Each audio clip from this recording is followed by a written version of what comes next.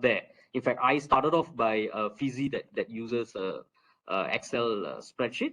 And I think if you have a good flair in UPSR level mathematics, that should cut it out for you. You don't need trigonometry and all those stuff to do a Feasy.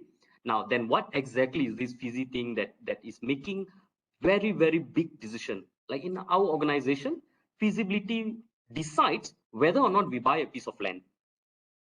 It also decides what we're going to develop, and it can also be the basis of decision: are we going to sell the land or develop the land? Okay, so basically the concept is this: when you buy a piece of land, you want to know whether you can make money out of it, profit out of it, right?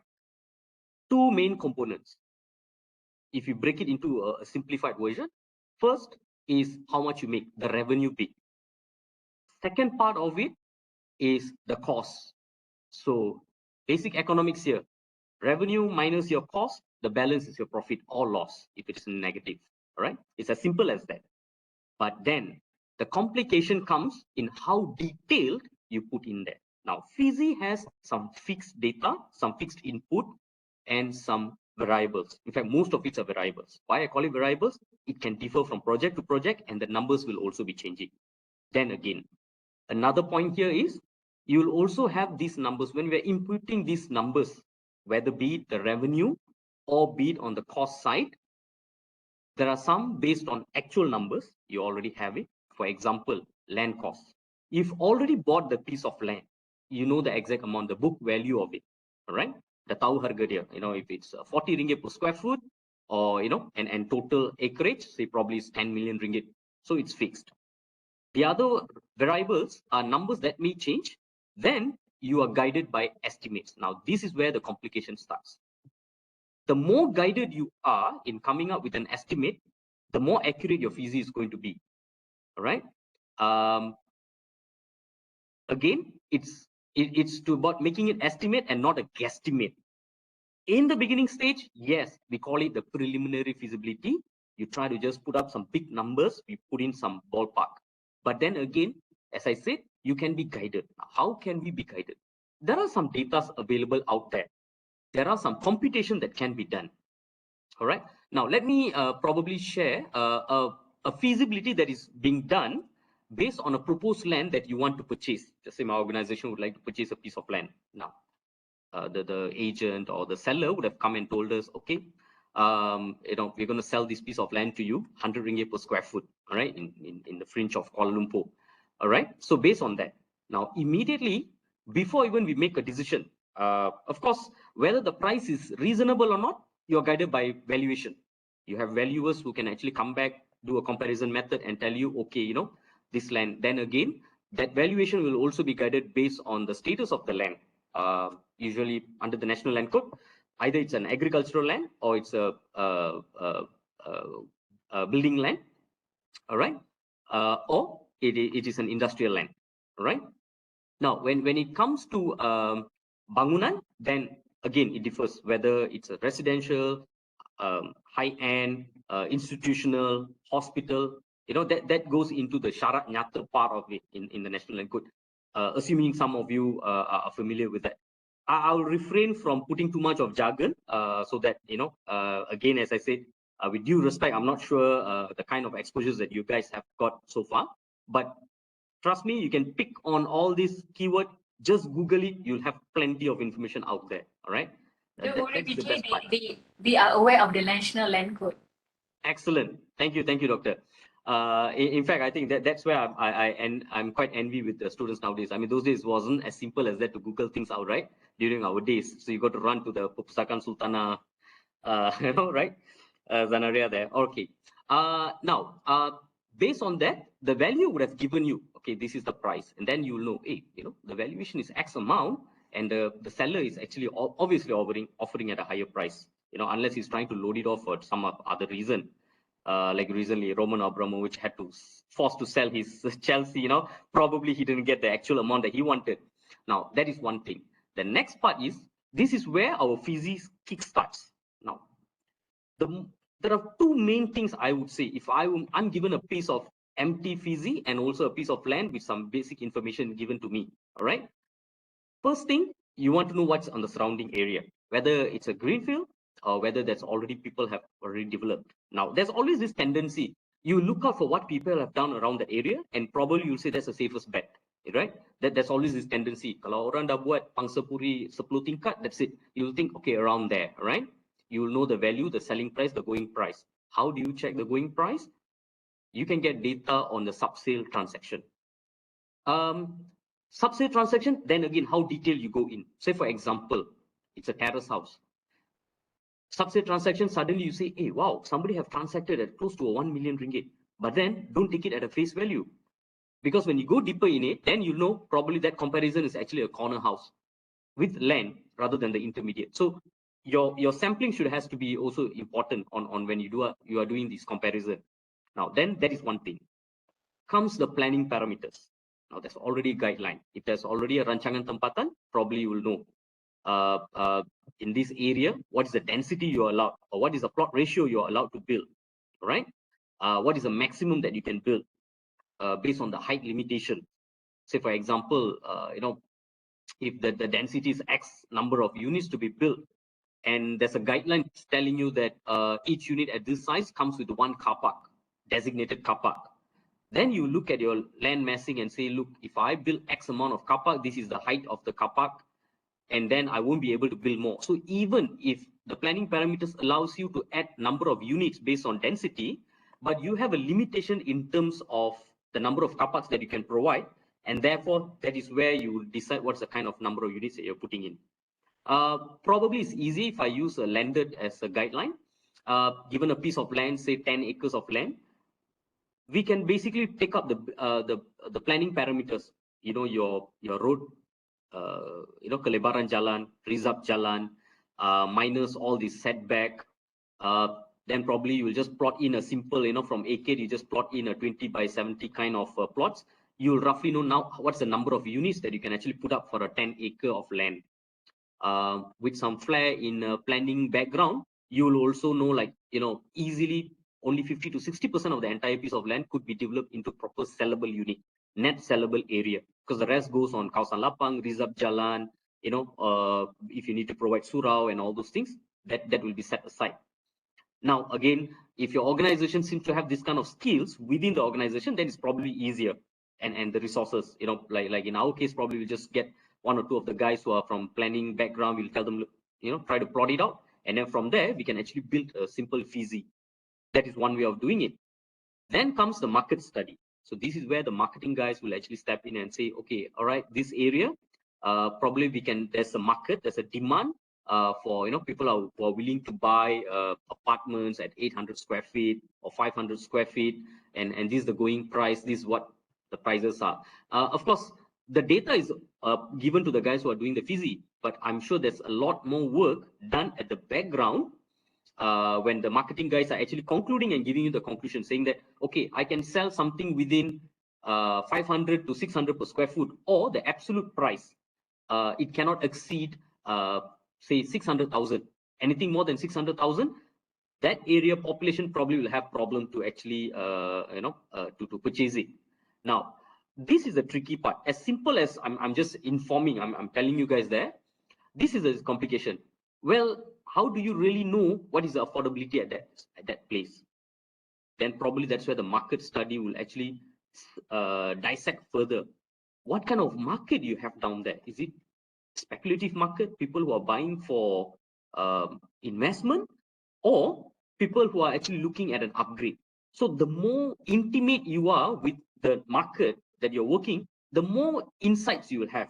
So probably I had the benefit being a pure true blue Seremban guy all this while. So when I was posted in forest sites, I was able to see what is there that is I'm capturing my customers versus my competitors.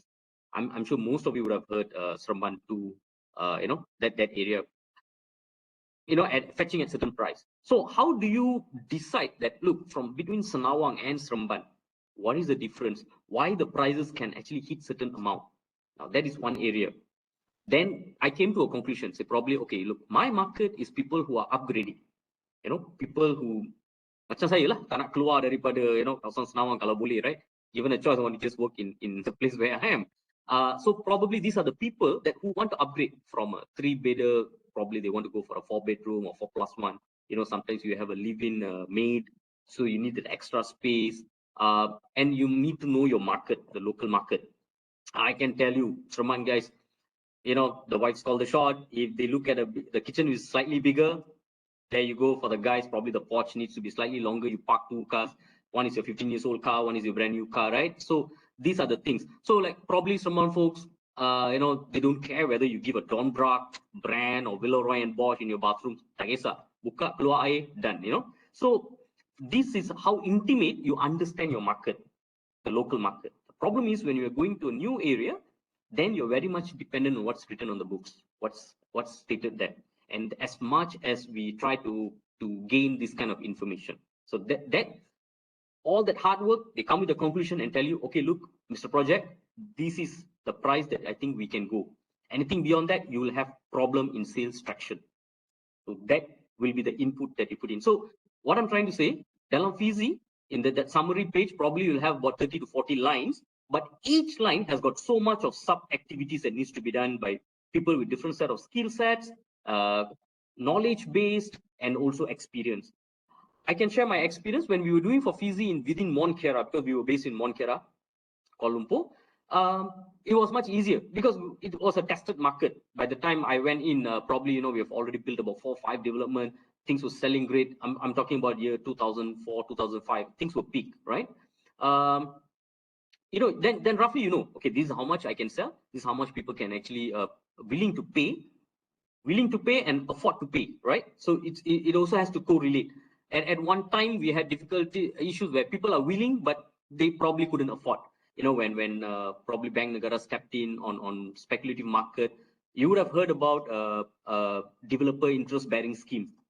You know, basically your interest, because we in Malaysia, we are very much unique among the few unique countries where we do sell and build. We sell to you based on an agreement, then we build. So the banks will actually be releasing the loan amount as we progress, and that's where there's will interest be involved until such time you get a vacant possession. I'm sure many of you would have probably bought a house, and you can really relate to what am I trying to explain here. So that interest that you're supposed to be paying to the bank, serving to the bank, is borne by the developer. So in other words, for the 3 or 4 years, if it is landed, it's 2 years. If it's high rise, the standard SPA is 36 months, 3 years. You don't pay anything to the bank. It's borne by the developer. So these are some of the schemes were very attractive back then, because, you know, basically you just think, okay, I'll just focus on what I need to do on the 4th and 5th year, but not on the first 3 years when things are under construction.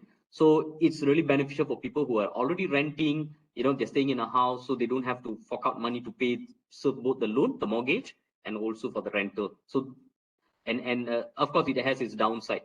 You know, people overestimate their credit capacity, and they got stuck, and, you know, you have a lot of non-performing loans. So finally Bank Negara decided to do away with that. But if you worked on it properly, probably would have benefited. I'm probably one of those who have benefited from that kind of scheme, provided you plan your finances in such manner. All right. So these are some of the considerations that we will actually put in. All right. Of course, at sometimes your loan approval rating is also slightly, differs on what's happening in the market. The banks could be extra cautious about approving loans. It cuts both way. On one side, it's on the capacity of the person who's applying for the loan. On the other side, they also look at the kind of development and the reputation. So this is where reputable developers will have an upper hand. So the banks will actually say, hey, look, these guys have the capacity to actually complete this project. You know, it doesn't come under a project sakit category or, you know, abandoned category. And therefore, they're confident that this project will sell well, and they are able to serve customers who are actually buying from this. All right. So that is on the development part. So as I told you, I'm straying away into development rather than coming back to Fizi. So let me come back to this. But they're all interrelated. So that's where the temptation is to explain in detail so that you could relate it where it is coming as far as the Fizi is concerned. Now, on the other hand, so this on the revenue part. So it can be as simple. We decided, okay, so we're going to build this sizes of unit, and it comes to a sellable area in square feet. this much. So this will be the total area. If you sell it at say 300 ringgit per square foot, so the revenue, the gross development value (GDV) would be X amount, say 100 million. All right. Then comes the second part within the revenue. You want to figure out your net development value. That is after you minus out all the discounts. Talking about discount, you get many of it. Some are statutorily you have to provide. For example, Bumi discount differs from state to state, differs from a local authority to local authority. So like in Shalam, we can go as high as 50%. In most places, it's about 30%. Kuala Lumpur is about 30%. All right. So you got to allocate 30% over the Bumi quota allocation. Also differs state to state.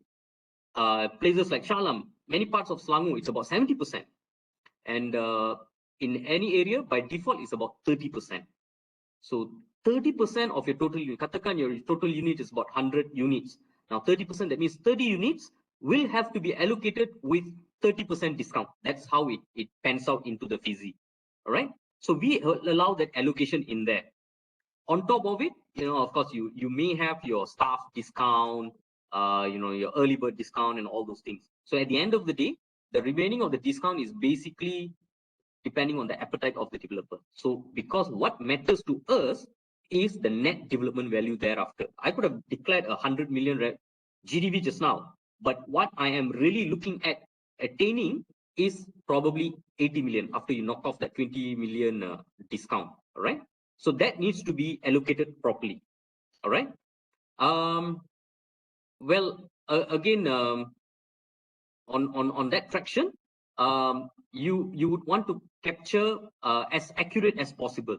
Sometimes it's just an allocation basis. So if I were to do a FISI, probably I will actually go on the kind of number of units that I'm aiming to actually push my sales.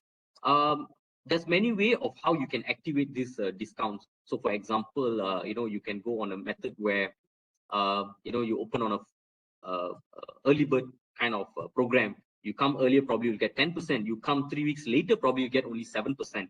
Naturally, that would also mean the faster we sell, the more people are buying, the discounts are going to go lesser.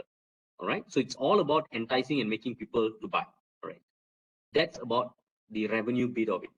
So sounds pretty simple, I suppose. It's just that the working that happens. But it's all tambah tolak, darah bahagi, and peratus. The UPSR mathematics. But it's garbage in, garbage out kind of situation. So how accurate you pick the numbers, you put it in, and that is how accurate it's going to be.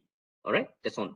One super mega assumption that we always put is the FISI is run on an assumption that it's on 100% sale. That's the biggest assumption because that is the most difficult thing to also achieve. Correct? 100% sale. So if your sales is not 100%, that means the numbers that you put in the FISI, it's purely on the paper. It may not translate into actual cash that is flowing into the development, right? That's one. Moving on, where later I will share with you guys on the sample of the FISI, the kind of cost that we need to pick up.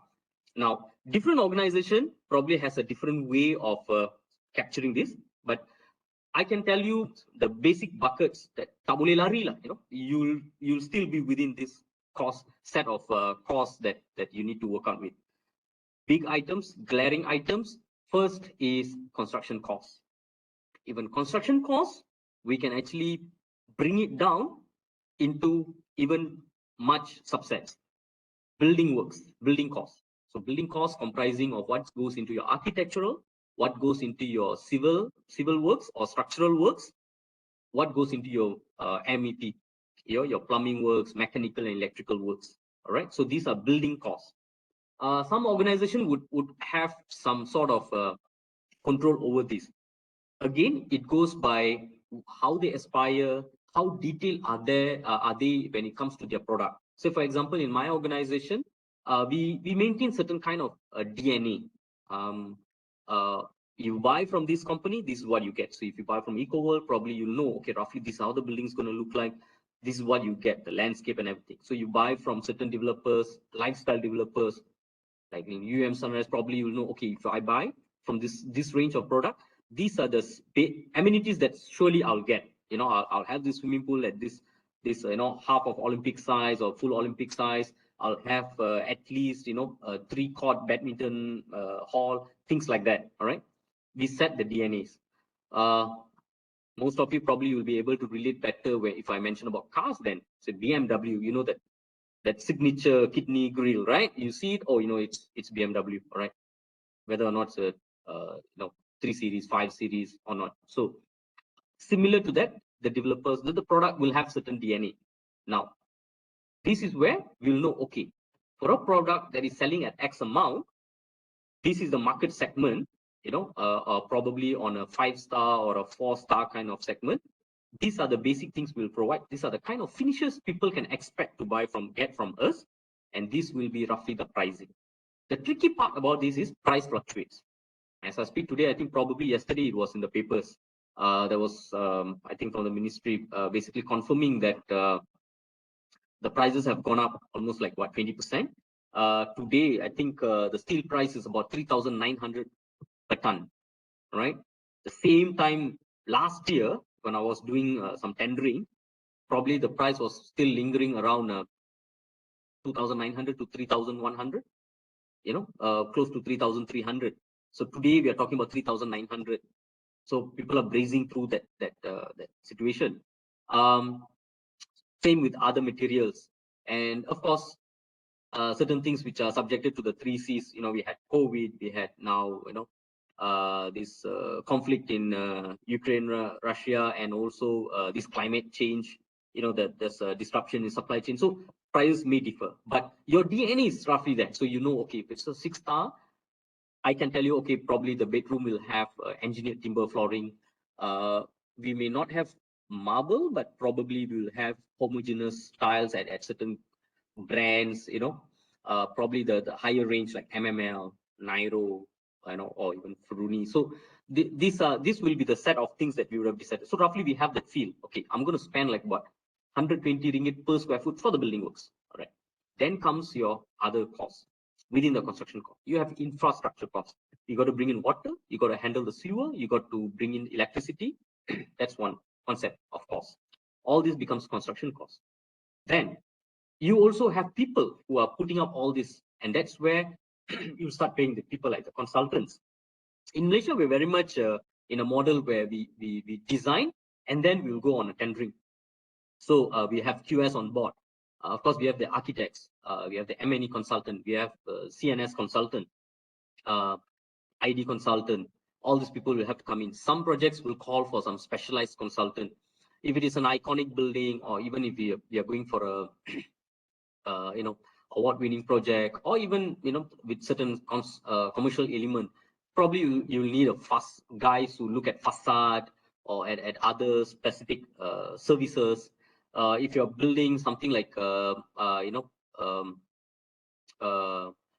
we call old age stay, kind of thing, retirement homes kind of thing. So probably you'll bring in some experts who can actually tell you what are the basic amenities that you want to bring in. So these are some of the consultants. So all these costs then comes into one bigger bucket called the development cost. So building cost is a subset to construction cost. Construction cost is actually a subset to the development cost. Now, picking up all these costs together is the trick about doing a very good FISI. Again, some are guided by best assumptions. Some you already have the method of computation. You just put in the formula, then you compute it. And many of it also goes back to estimates. Like for example, for consultant, roughly probably at the current market, we will say, for architect, probably it's about 1.2 to 1.5% over total construction costs. We will then convert it into a lump sum. This is just a rough estimation, assuming that you have not got the consultant on board yet. Remember, this FISI is done before when we decide whether or not we are buying the piece of land. So for other consultants, probably you'll put about 0.5 to 0.7% of your total construction cost that you've allowed. So that will be the kind of budget. In fact, the preliminary FISI can be called as a budget, basically. All right. So you put up all this, you compute. So A minus B, if it's positive as a percentage, the company will have its aspiration. We are taking up the risk. We're going to spend a lot of money. That's millions of money. Ringgit is being poured in. We're taking the risk because the risk of whether or not you should be able to sell 100% or not, and all the other risks that comes with it, On top of then, finally, what do you get? Is 30% profit margin is something reasonable or not? If it is, say, only 5 to 10%, a single digit, does it really worth doing it or not? Buying this land with all this risk, you put it in. Remember, you have a lot of estimates and assumptions. With all this risk, what are you willing to accept? If you say, look, if anything less than 20%, it's not going to entice me to spend my money upfront and do all this, then that's where the deal is off. You'll say, look, I'm not going to buy this piece of land. All right. Of course, the due deal will be done by the group of lawyers who are also working on the piece of land. They will also look at other risks. We have come across a land where, we bought the land, excited, then, there's certain authority come and say, sorry, we're going to serve you notice pengambilan. So, because they need the land to build some amenities. So yeah, then you let go that piece of land. So you want to know whether this kind of risks are also entangled with that piece of land. So that is another DoD that we will actually do. So with all these things in place, and the FISI will be the main deciding factor to say, okay, good, the FISI looks good. If everything goes according to what we have planned here, we should be able to purchase this land and continue with it. Now, the other challenge about FISI is carrying on the FISI, the continuity of the basic FISI that you have done until the end of the project. So this is where many organizations will struggle also, because the kind of assumption that you put at the beginning, excuse me, it has to, if it is accurate, there's a lot of thoughts being put on it, probably you'll be able to carry. So the problem is, as you develop from there, after you purchase the land, then you start developing, then you have a group of say, hey, actually, you cannot do 100 unit, you can only do 70 unit. There goes your physics. So this is what we are trying to alleviate by fixing things at the upfront. You do it right at the first time. Again, yes, it won't be 100% to the T. It cannot be like 100% perfectly, like what you carried. But the idea is to preserve it.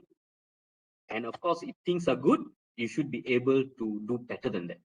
So 20% towards the end of the project, if it is 22%, very good, right? So everybody's happy. So that's how the FISI is supposed to be. You may have land that you've already purchased many years ago, probably through some joint venture, or maybe through some the historical part of that company. They may have inherited a lot of land. For example, Sam Dabi, one of the biggest land bank owner in the country, owing to their plantations. See, so they have so much of land. So probably all this land are already there. So it's a matter of taking it off, not about buying one, right? So then that is where the FISI would have developed from that stage, already have the land. So what we do next? In these circumstances, the FISI will carry the book value. There's always this two school of thoughts. Even in my organization, we used to have this group of people who thinks, no, you should use market value. Another group will say, no, you should use. Say, I belong to the other group who says, look, I already spent X amount. I know I've already spent, say, 3 million for this piece of land, right? That should be what is captured in the FISI. And I'll tell you why. If you are working on a residual value to make a decision whether or not I should develop, or if I want to sell the land, how much I should sell the land to, then I will use a market value. Simple explanation about residual value is, after you do your FISI, you'll have a profit, right? That profit plus your land cost, you divide with your land size, you'll know how much per square foot. So if somebody is offering you higher than that residual value, you will actually say, look, if I don't have any other objectives, like, to build something here for a future purpose or whatever, it's just merely a piece of land, I got it. Now I'm deciding whether or not I should develop, or I can just sell it. Residual value will give you the indicator. So if it's really enticing, say, look, people are paying me 10% or 20% over the residual value, and there's nothing sentimental about developing this, probably I'll take on the idea of selling off that piece of land. There could be many strategic reasons behind it. You wouldn't want a competitor to come in between. You may want to put up, this Marvel universe kind of things. You have many characters coming throughout the 3-4 years, and suddenly they're all put together. You see the bigger picture. Probably that is one way. We have a master plan, so we want to make sure that, okay, look, this is 1 3-star. I'm going to have a 5-star there. I'm going to have a private school there. So you have all this. So you wouldn't want that planning to be disrupted by a player who doesn't follow the rules. right? Somebody comes there, suddenly they letak satu perancangan rumah pangsa, I mean, with due respect, but you want to make sure that that infrastructure, the amenities that you put there is going to be supportive. What I mean is, you have planned for a medium density kind of development. Somebody comes there, he pushes through for a very high dense. How much of pressure is going to exert on that existing infrastructure? Then you say, okay, wow, let's expand the road. That's a typical Malaysian way of doing, right? Dua lorong tak cukup, we'll tambah another dua lorong, right? Then do you have that land? Do you have enough reserve for that? Then you're creating other issues, traffic, the ingress of development. You wouldn't want to come out from a condominium, and after you just pass that security barrier, you're going to be waiting there for half an hour before you come in. I just had one experience 2 days ago. I was in near Tropicana area. One lane of the road was blocked. You're wondering what happened, accident or what? You know what? Because its immediate turn, the guard post was there. And the guard happened to be very slow on the day, or probably too many cars came in, but he decided to stop and register one by one in a very manual way. So all the cars backlogged into public roads. Pretty annoying. I would say it's a public nuisance because it's your development. You don't solve it. You don't have a lay, what we call a traffic lay within your development, and you're causing a backflow to the main road. All right. So these are some of the considerations that we will make into our decision making. Coming into the cost bit again. As I said, if I may elaborate further on what comes within the planning parameters, the preliminary feasibility, you took the basic things, plot ratio, density, fine. When it comes to the actual development, this is where you get your architects or town planner on board first. So this guy will look at the piece of land. He will do a proper massing. Easily, say in most areas, a piece of land, 50 to 60% is what you can build, things that you can sell. We call it the plinth area, the base of it that can be used. The rest has to be on ground, has to be green, depending on the local authority. Kuala Lumpur is one of those who are quite strict with this. They've even imposed some perimeter planting. But of course, this is where the discussion with the planning officer happens. Now, for example, they can allow you, even though you build only 50%, the balance 50% of the land, you can put some facilities there. Your swimming pool on ground can be there. You can have surface parking there. You can have your tennis court, open tennis court there. So this is all part of that 50%. So you don't just put like macam padang, just leave it like they're empty. No, you can have some of this thing as long as for the idea is you don't want to like make it too congested. You need some green. So this is how they control. So these are the planning parameters. From here, and then the architect will actually develop it further. In terms of the facing, you probably don't want to direct. I think most areas, if you go for established developments, this is what you look at. We won't build housing facing directly to the east and west. Buka pintu terus nampak matahari, pancar directly. So you would avoid that kind of what we call massing and what we call it, the way they set up that building. And then comes the architectural bit of it, how beautiful it's going to be, how practical it's going to be. You have some funny looking buildings, but later on you'll be wondering how to build it, all right? And whether it really gives you that value. So this is one very difficult process that most developers will spend more time doing. We call it the conceptual design, which then followed by detailed design. You would come across building that is a bit weird looking, probably looks beautiful, looks a bit iconic, but you know what? They'll have some nightmare later on the maintenance. Have you seen, people coming down the gondola to clean up the window? So it's so weird looking. How do you clean certain corners and nooks, right? So these are some practical issues that the designer will have to look at. And this will also relate back to some costs. So you have some funny looking things. It's difficult to build. It's going to cost you in your building cost later on. You got to do some extra treatment to it. One leads to another. Dah buat macam tu, too bad. That's rainwater, going to splash in, because not all projects will have the benefit of doing some wind analysis. They got to look at, you have softwares which tell you if the wind comes this way, it's going to go the other way, because it also depends on what comes along your side. So it happens, so you build sekeliling semua hijau, cantik. Even when you bought, you saw, hey, wow, nice surrounding. Okay, this is one pointer to everybody. When you see a development, I mean, don't quote me anywhere. In the development, you see a lot of undeveloped piece of land. Don't get too excited. All right, find out more what is the local what is going to be the local plan for it that can come without you. All you know, suddenly there's another giant building coming, and that changes how the wind and everything goes around. That's going to cause another problem, right? So this is part where the design is very much is going to influence your costing. All right. So I've covered on that part.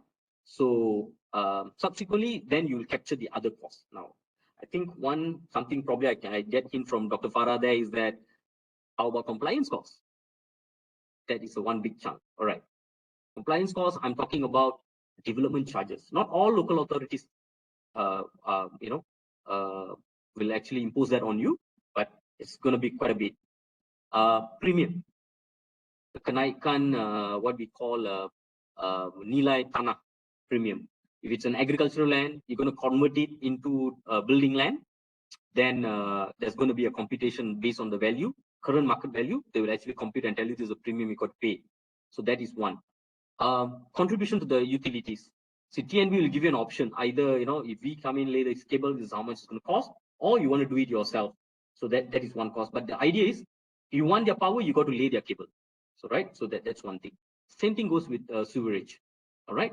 If there's an existing connection that you can connect to the existing plant, then you only contribute. And the contribution at one time, it stood about 1% of GDP. Right? You wonder how that assumption came about, but I suppose that. But for people like us, we will quickly do a quick calculation. So if there is an option that I can upgrade the plant, right? The plant can be like 10-20 kilometers away, and we want to upgrade the plant. Probably I'll work out the numbers. My upgrade probably is cost me X amount, but if I contribute for my GDP, it's going to be this amount. So probably I'll pick up the other option. Sometimes the options are not given. All right, and these are some of the costs that we will have to incur. Different local authorities have got very specific things. Like in Seremban, at one time, they had this Sumbangan Kubur.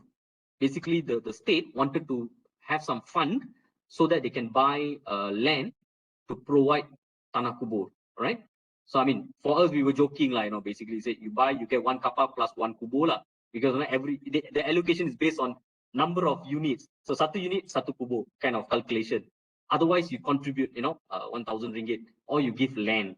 Again, planning comes in. If we have already planned our master plan, okay, this is what I have around the surrounding area. You wouldn't want to have, Tanah Kubur at your entrance. For some community, probably it's taboo. For some people, maybe it's inconvenient. Even to put up a school, we'll be very particular, right? Because the school buses in and out.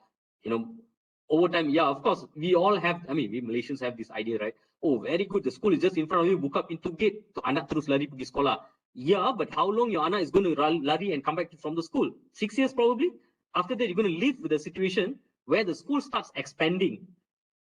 I don't know about current schools, but I think Dr. Farah, probably you can relate, right? When we started off in the school, they had only 2 blocks. Today, it's about 6 blocks. I need a ways to go through that same school that I studied, right? So imagine that number of students are coming in, that infrastructure is going to take a lot of stress, and that's going to be a difficult thing, you see.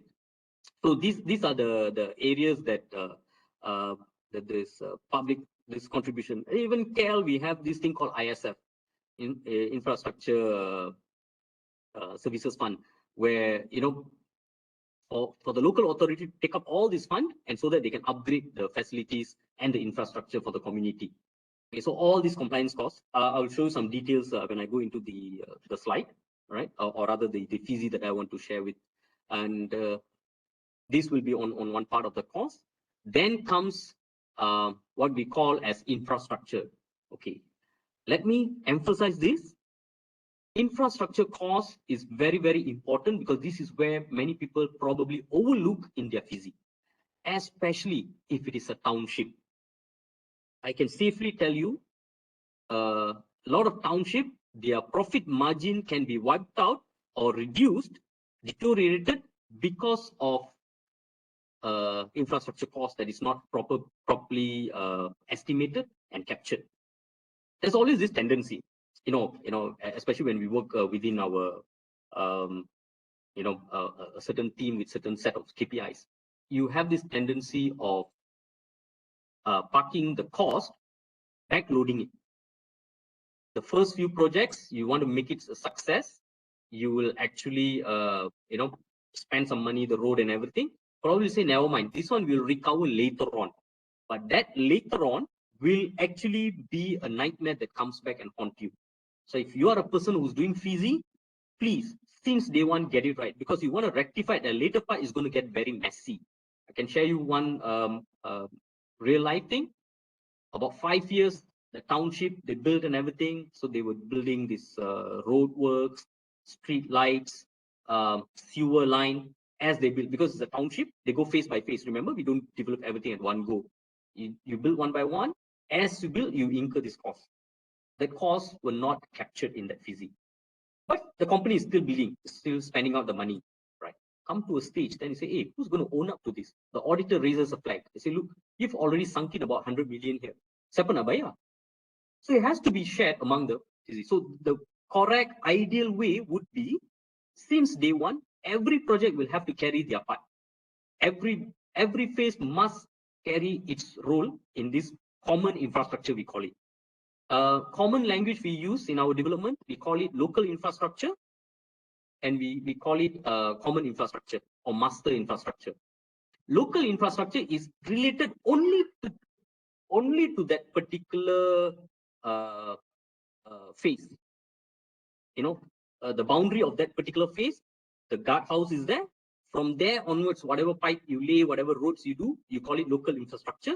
And local infrastructure cost, you capture it into your Feasi of that particular phase.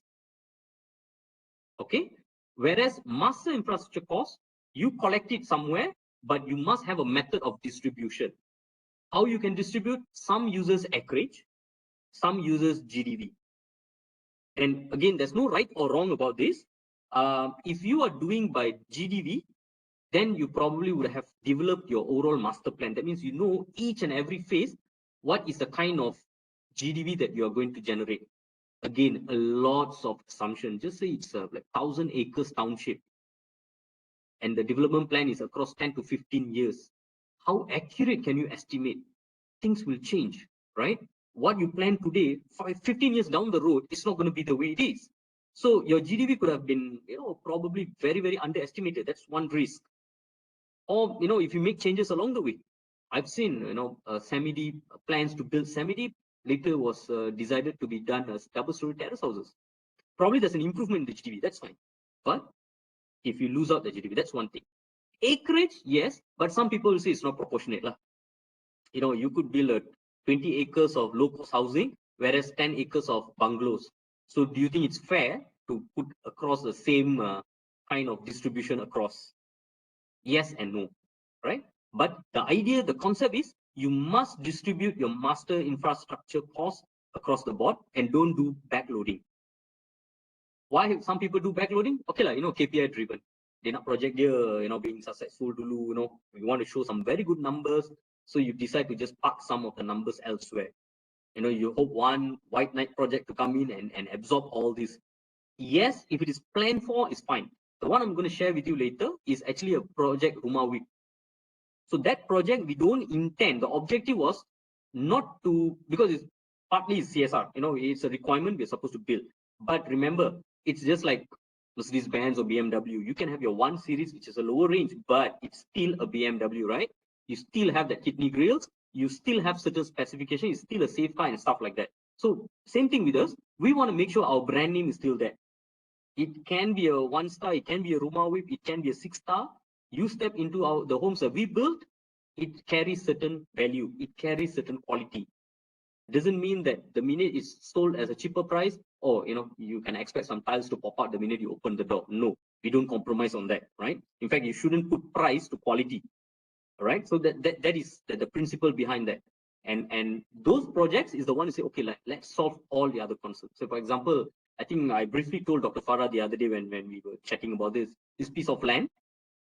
Probably, I can just straight away go into that. How do I share this? Particular Feasi. Okay, can you guys see my my screen? Yes. Okay, you see, on the line 42, the gross land area, 4.52 acres. and right below it is a net development land area, which is 2.13. So meaning to say almost 50% of the land was wiped out because we had to surrender it to TNB for their, I think it was a PPU or PMU, PPU, if I'm not mistaken, to supply power for that project as well as the surrounding areas. So this is the thing. Can see my mouse moving, right? Yes, yes, it's moving. All right. Sorry, I'm the Teams guy. Tak biasa dengan Webex and Zoom. All right. So, okay. So this is where, for this particular project, it was intended to handle all these requirements. One, we need to provide the rumah mampu milik as per the DBGAS guideline for certain set of developers. You know, you build X amount, so you need to also provide some affordable housing, right? They don't call it rumah murah like those days are the 80s. Johor still calls it rumah mampu biaya, right? You have rumah mampu biaya type C, type D. They still have that. So for Kuala Lumpur, we have this rumah WIP, all right? Rumah wilayah persekutuan, right? And if I may, okay. So this is briefly showing you. I've kind of simplified this Feasi to make it easier to explain. So it can go as detailed as how complex is your development. In fact, this is purely residential. If you have a mixed development, then you have many more components parked under this section A, the development summary, with different types. So in this case, I have only two types, probably the 800 square feet and the 850 square feet. So it's quite simple, right? But you may have more. You may also end up with the mixed development where you're keeping some of the component as your asset, like Publica, for example. So if we built it and we decide to operate it, we are not selling it. So the Feasi will still carry a value. We can put up a value, say, look, if I intend to sell it, today, this will be the price, 600 per square foot. That is to actually justify on the Feasi to say, okay, look, all costs are captured because the cost still needs to be captured, right? But that it runs on a separate cash flow where probably you build, but you don't get any revenue immediately. So that is a stress on the cash flow. Again, I'm talking based on the model we do in Malaysia, which is we sell and then we build. Why that is being done and it's still relevant in our country, because I think that takes away a lot of stress from the funding part of it. You have a different model in other countries, like for example, in Australia, you buy something, you just pay at the beginning, say about 30%, and that's it. Until such time the building is ready, then we call it the settlement. That is where the people will actually run to the nearby bank and try to get a loan or any funding so that they can actually, as per the agreement, they can settle the balance 70% and get their units. They call it the settlement of the completed units. All right. So in Malaysia, it's very much like very unique. And I think our banks have accommodated that over the years. As far as I remember, since probably 1990s, early 90s, that's how things been there, right? So you don't have that benefit when you hold too much of asset, because you got to fork out your money, you still have to build it, and you don't have any money coming according to progress billing. You don't bill anyone. Who do you bill? So it is going to be funded either through external funding, which is bridging finance, we call it, or internal funding. And there's a fund within the company, it uses its cash and it injects into the construction cost. Okay. Vijay, can I ask a question? Sure. Okay. With regards to Publica, because you retain some of the units, right? So when you do the Feasi for that project, yeah. do you separate the GV in terms of sales and the rental? No. At that Feasi stage, it is captured into the same Feasi. All right. So basically, initially it was meant to be sold, means totally 100%, right? No, we knew we're going to retain. All right. The understanding is we may not retain it forever. Okay. There's always a value to it. In fact, we have done in the past where we build the retail, we build the commercial car park. You see, for commercial development, you can also deal with the car parks. They are not allocated like unlike residential. In residential, you cannot deal with the car park separately. You can't make it as a parcel and sell it. In the past, yes, but I think the last 10 years, Strata Management Act was amended. So that is not possible. But for commercial, we can still, those, when you go into a mall and you pay for the car park, so that car parks can actually be maintained as a parcel, and probably it's owned by the developer. But depending on how they carve out the strata title, they could actually transact it. And we have done that in the past. We keep the retail, we sold the car park. So a separate group buys over the car park and they operate and they generate income from there. So that was the assumption done when we did Publica. But as I said, the cash flow was done slightly different. So the cash flow, cash flow is another set of worksheet that basically you have two big assumptions there. One is you assume at what stage, how many units you're going to sell. And then based on third schedule of the SMP for residential, which is governed under the Housing Development Act, third schedule, you complete at certain stage, you can do your billing stage 2A, 2B, 2C. So when the money is expected to come in, what you would have expected to build and your contractor to be paid, the differential amount, if it is negative, the negative cash flow is supposed to be funded by loan. That means we have to find some funding there for it. So when we work out this, with this assumption, we work out a cash flow for the entire project duration. We will actually look for the net, the worst net outflow, meaning where the negative cash flow is the biggest.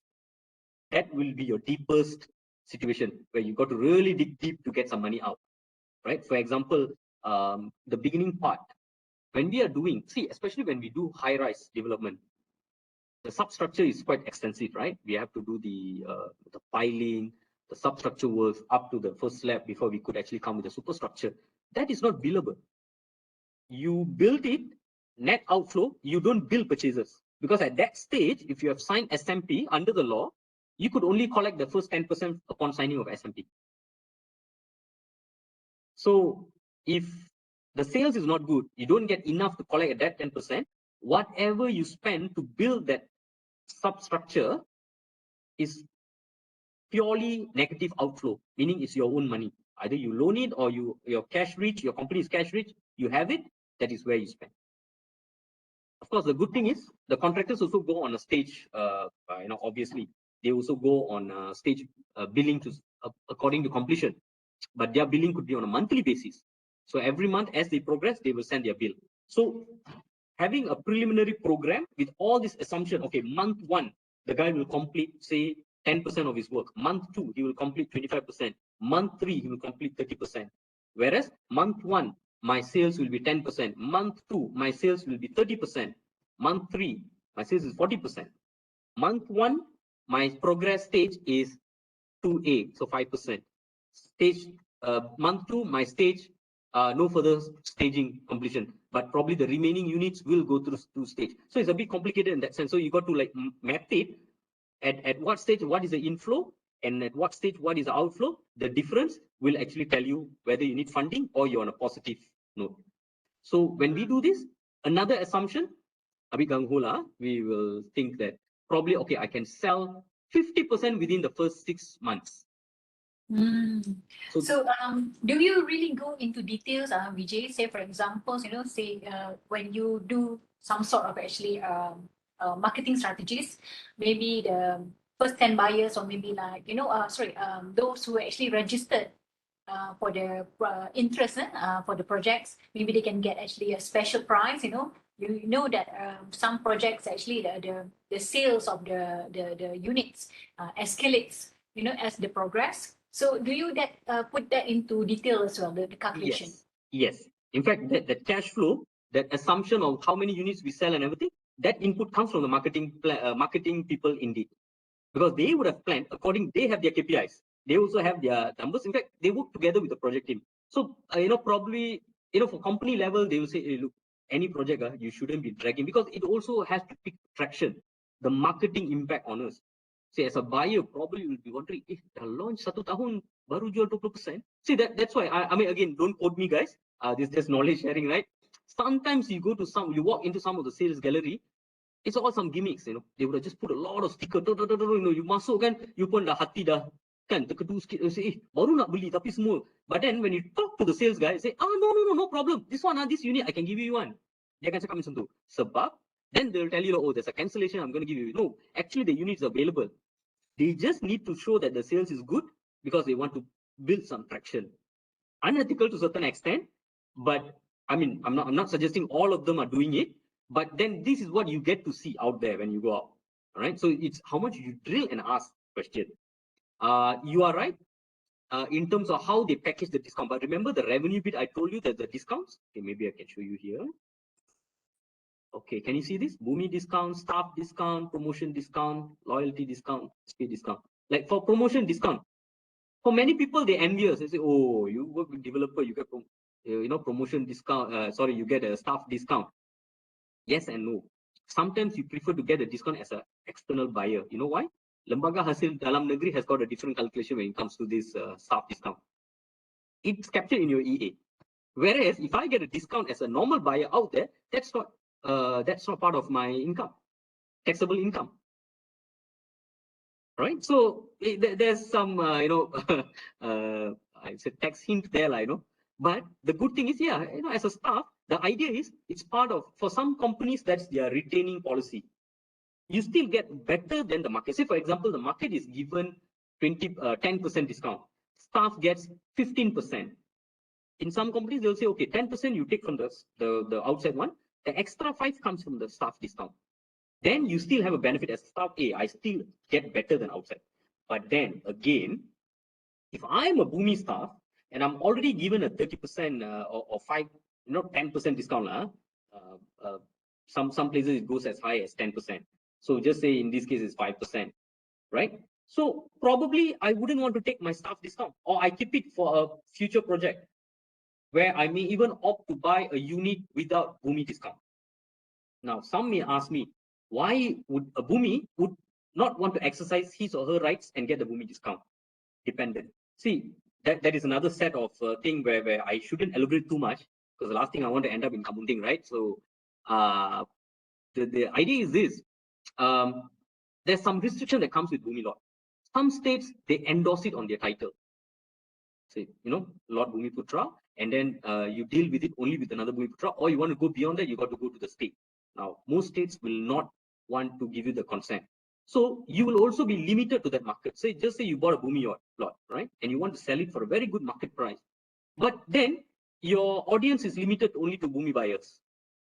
To a certain extent, that may be a limitation to your market, what we call the advantage that others may have over it. So you rather say, Alama, I rather buy a non-Bhumi lot where I can actually leverage because the market price has gone up so much. But it really depends on the locality. What I told you probably will happen in places like Mont Kiara, Bangsa, right? But in some areas where the population is always in such, probably the transaction is still naturally going to happen within Bhumi, then you don't have the problem. Because naturally it's another Bhumi who's going to buy from you, so that then the transaction is not a concern of a market situation at that moment. Right? So those are some of the decisions that you would make at that stage, right? So even we see you sign SPA immediately, also we give incentive. Some people get 2%. All right, so we allow all these discounts there, right? Now gross land. Okay. Now this is important on the cost bit, and I think this is where probably most of the audience this morning will be interested. Say this Mak ni dari pagi cakap-cakap tapi tak tunjuk kan. So now here I show you. Now basically in my organization we work based on a 4 set of costings, right? The first, we call it land related cost. So it's land at cost. This is directly the price that we paid for that piece of land. In this case it was 9.5 million on the book, the piece of land that we bought and kept it. So it's not a market value per se. All right, now land related costs, I will show you the details. So there are some items under this category. Then you have land fees and charges, and then you also have some funding and asset related costs. Now another important thing, as much as I highlighted just now about the infrastructure cost, now this is also one area where probably many people don't capture it because they find it a bit maybe difficult to estimate and whatnot. The funding cost. For a prudent one, like in our case, probably we had a CFO who comes and breathes behind your neck and say, look, I need to know how are you going to manage your negative flow, right? You've got to have that money, right, to pay your contractors and to continue to build. And This is where the assumption comes in. Now, where the money is coming from, then we are in the projection, we will actually see, okay, if this is going to be funded through a bridging loan, how much interest do you pay? All that interest should also come into your FISI. Because it's also your cost. You know, you can make 20 million profit, but then if you're later on, then the bank say, thank you, this is an invoice, please pay me your interest of 15 million. There you go. So you're only retained with 5 million. And that reduction could have actually made a different decision for you. You could have just decided to sell the land or develop it at a later stage, you know, so, or for some strategic use, probably, you know. So this is very important. The finance guys will be able to run, but then again, this one comes from your cash flow. How accurate is your cash flow? It is very difficult to pin down the inaccuracy of the cash flow because it goes on estimation. You are assuming or you are estimating that I'm going to sell 20 units this month. What happens if I don't sell 20 units? If you sell more, no problem. But if you sell less, or very peculiar situation, some of you may have thought about it. For a high-rise building, we don't control how you buy it's not like, okay, Dr. Farah, you bought unit 1, the next person buys unit number 2. It's not like that. You pick your unit, right? Suka ta suka, physics says you got to build this way, bottom to up. You know, so even just say Dr. Farah buys a penthouse, just because Dr. Farah bought it and you've signed SMP and I know that I can bill you, doesn't mean that I can build your unit first. How do I hang your unit up there? I got to build the unit from below, right? So if the sales are all captured on the top, whatever outflow, the construction cost to build the lower units, I won't be able to collect money. So that will be a situation of negative outflow. In order for me to reach your unit and bill you, I need to spend a lot of money. This will also disrupt your cash flow arrangement. Now, question is, who can actually estimate which unit will be sold first? Right? So if any of us can go to that level of, tikam. Yeah. Okay, this comes to one very interesting question, Vijay. Yes, okay. Because actually, when you put this FISI, so on the basis that all units is average out, right? Correct. Okay. Because you highlighted the penthouse, and then certain units they have a special value to it. You know, like upper floors. You know, some people prefer it. And then, and can I also ask, does UEM also practice the no number 4 and number 13 units? Okay. Interesting. Yes, because we inherited this from Sunrise days. As you know, the Sunrise company, the background, very much of a Chinese ownership background, and I inherited through UEM Sunrise. Not very particular, but given a choice because our audience, they also have to allocate for accommodate our customers. So we have a big number of Chinese customers, also those coming from China. So yeah, we still maintain. You will still see. I think if you go to Publica, probably you will see the list with 3A, 13A, 33A, right? But don't worry, you won't get lost, lah. My laptop's losing power. Okay. So yeah, short answer to you, yes, we still practice that. But sometimes some leave because they say, the button size we can't allow for that extra. So then we say, fine, you put the 4, It's just that. You see, another thing is you may have thought that, hey, I'm buying floor number 3, not or number 2, not buying number 4. Or your starter title comes out, number peta 4. You can't avoid it because starter runs on a continuous number. So, this one we qualify earlier, like say, hey, whatever number comes back after that from starter title, don't come and ask me why it's not 3A, right? So that is how the strata numbers are done. Okay. And then Doctor, I think what you wanted to also know is that when we have many permutations of unit, how accurate we calculate the revenue, right? Yes, because when you say that when it comes to the cash flow, so obviously you will have a bit of negative cash flow in the first few months, especially when you are building your foundations, all that. And then if it's like a mixed story or actually a high rise story, so basically the lower level will definitely be the parking lots, right? before you reach to a certain level where the units are started to build. So Correct. yeah, but then when you reach to certain level, and then when you put in the pricing strategy, so then when it's actually how they call it level up the negative aspects of it. Am I right? Correct. We call it the premium to the pricing. Right. See, sometimes as you go, back then, number 8 units at floor number 8, they will carry some premium because this is where the unit will go first. The higher you go, there will be a bit of premium, say KLCC view, right? That means you open your balcony. Theoretically, when you open your balcony, there's no haze, there's no pembakaran in Indonesia. You open, you see, it's a clear sky. You can see KLCC. So that's KLCC view. You will have some premium.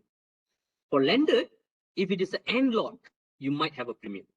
If it's a corner unit, you have a premium. On top of that, we will also compute the extra piece of land that we are selling to you. But like for Sunrise, when we were dealing in sites, when I was setting the pricing, we were very transparent about the pricing. Meaning the premium is set according to the additional land that we are providing. So just say it's another 20 ringgit per square foot kind of land. So we know if you have this bigger, because the corner lots also are not standard. Some may have extra 10 feet, some may have extra 15 feet, right? So it's based on the size, but you do have the premium. Now, why that premium? Well, because you don't share one of the wall. That wall cost, in the building cost wise, that cost lies on that particular unit because it's not shared with the neighbor. Unlike intermediate unit where both your walls are shared with the neighbor. All right, and you got extra window there. So that is where the premium kicks in. So, boleh-bolehnya in the Fizi, if the units are not too many or they are quite standardized, we will try to put them within this column when we list down the units over here. The type of units.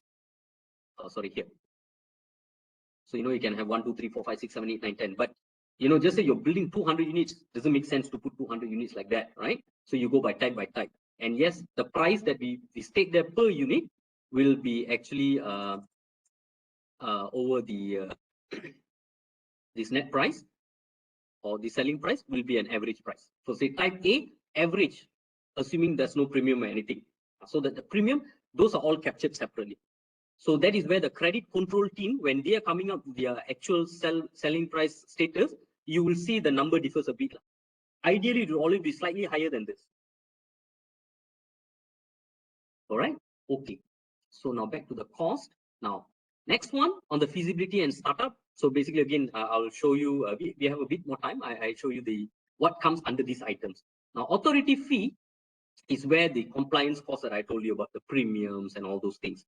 For some people, like in our case, land premium, we park it under land related costs.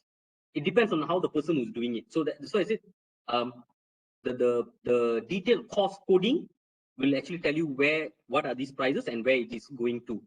I understand on your side, probably at a learning side there, probably you have different terminology used.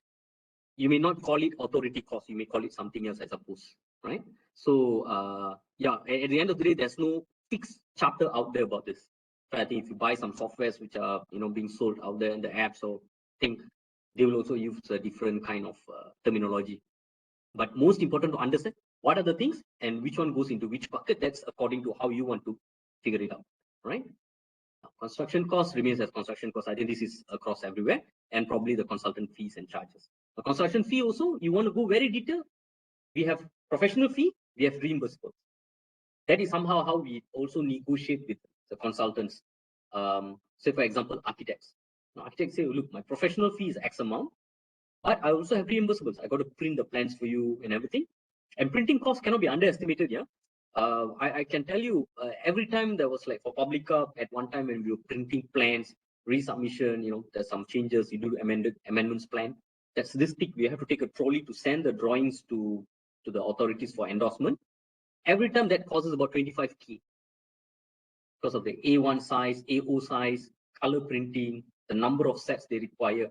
So now, of course, the cost has come down kind of bit of because they do accept online submissions with the e-submissions, whatnot. But as long as there's a hard copy involved, there's a cost to it. So that's where we will capture the reimbursement and we will cap it. We'll tell them, okay, look, your printing cost shouldn't exceed say 100K. So roughly they will tell us, okay, and they have a rate card. They will actually tell you, okay, if I print A0 size, this is how much it's going to cost. If I print you colored A1 size, this is how much. So we roughly know, okay, if the more I ask you to print plans, and this is how much it's going to cost. Bigger team, bigger developer with some in-house team, probably they have a plotter, they will do it themselves. But it's again cost. It will become your OPEX anyway, right? If you have a plotter, you're running a plotter within your office, you have to pay the guy who does the printing, the drafting team. Okay, so project administration. All right, sales related construction. This is basically referring to like when you build a show unit. So that comes under there. Post completion, I'll take you through. We have budget. Okay, so all that becomes total development cost. So it's basically you're trying to figure out this amount, NDV, that means total GDV minus the discount, the total allocation of discount, you will get NDV, net development value, and then you minus with your total cost, development cost. So this is total development cost before marketing and maintenance cost. After you minus the marketing cost, this is what your cost is. So the top minus this one, this is where your profit is. So as I said, A minus B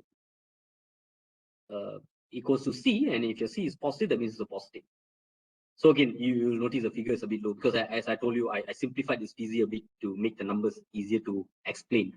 So under normal circumstances, we will measure it against the revenue. Some people like to measure it against the total development cost. So this one makes, and despite all this thing we spent the last 1.5 hours talking, the board of directors will actually look into this. This is what they want you to arrive at. And this is where it becomes your KPI. And this is what I mentioned about preserving the profit. You buy the land based on this FISI, everybody agreed, endorsed, okay, 12% is fine. We're not going to go ahead with this development. So make sure you don't drop this, you don't drop this. So the idea of,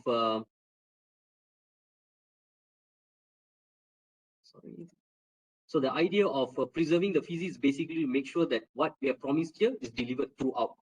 The problem is when there's some changes in the development or additional cost that is not captured, then this gets eroded, then you have a problem. And throughout the construction period, so I'm talking about like 5 years cycle for the high-rise development. There are in ups and downs. So the budget that you have set, say for example, construction budget, your tender and everything, you came back with some savings, that will go back into here. Then you have some unplanned expenses coming in. That will wipe out some of it. So it's a, it will be playing around up, down, up, down. So finally, what you captured. Again, one point here, since it came to my mind. It is also not necessarily mean a very good thing if today you promise 26 million and towards the end of the project, I delivered 36 million. How many people around this call today would tell you that, hey, that's a good thing, one? Just ask yourself, do you think it's a good thing? I would say that if it's me, I would put in the consideration for this net present value, considering that the time spent of the construction maybe like 3 years. So when I calculate the GDP, I should account this inflation, or call it a net present value. Yes, that is one. That is certainly being done. Has to be done because you want to know, make sure that. Then again, it's for a span of 5 years, right? So there's another situation that happens.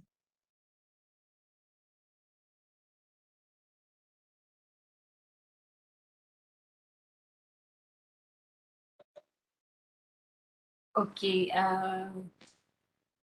We lost him.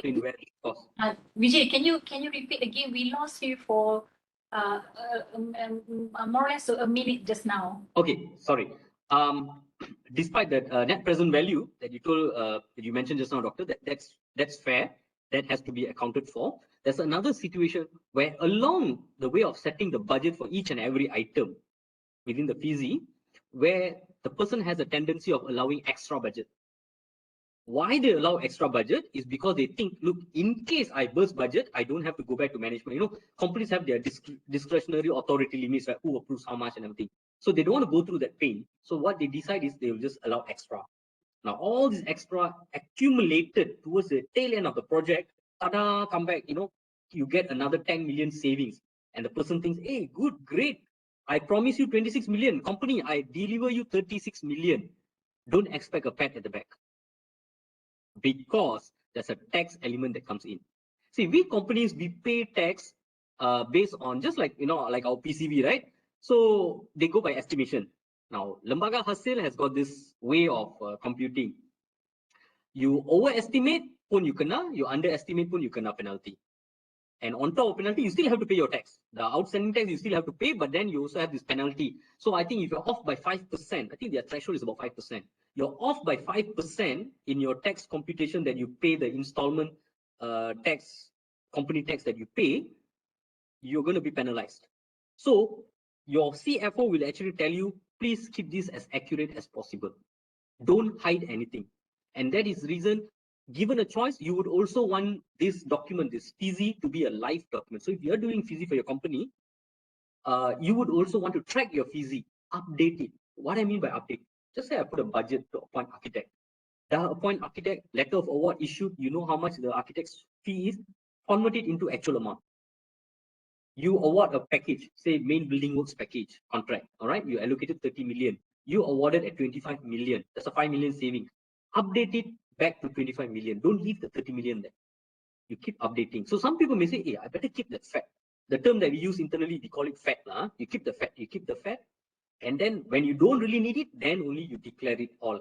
So that may not be prudent when it comes to financial, because of the tax element. Because the tax is computed based on your tax agent that comes in every year to the company, the tax auditor, they will actually go according to the FISI. So you say, okay, you have accumulated, okay, where are you?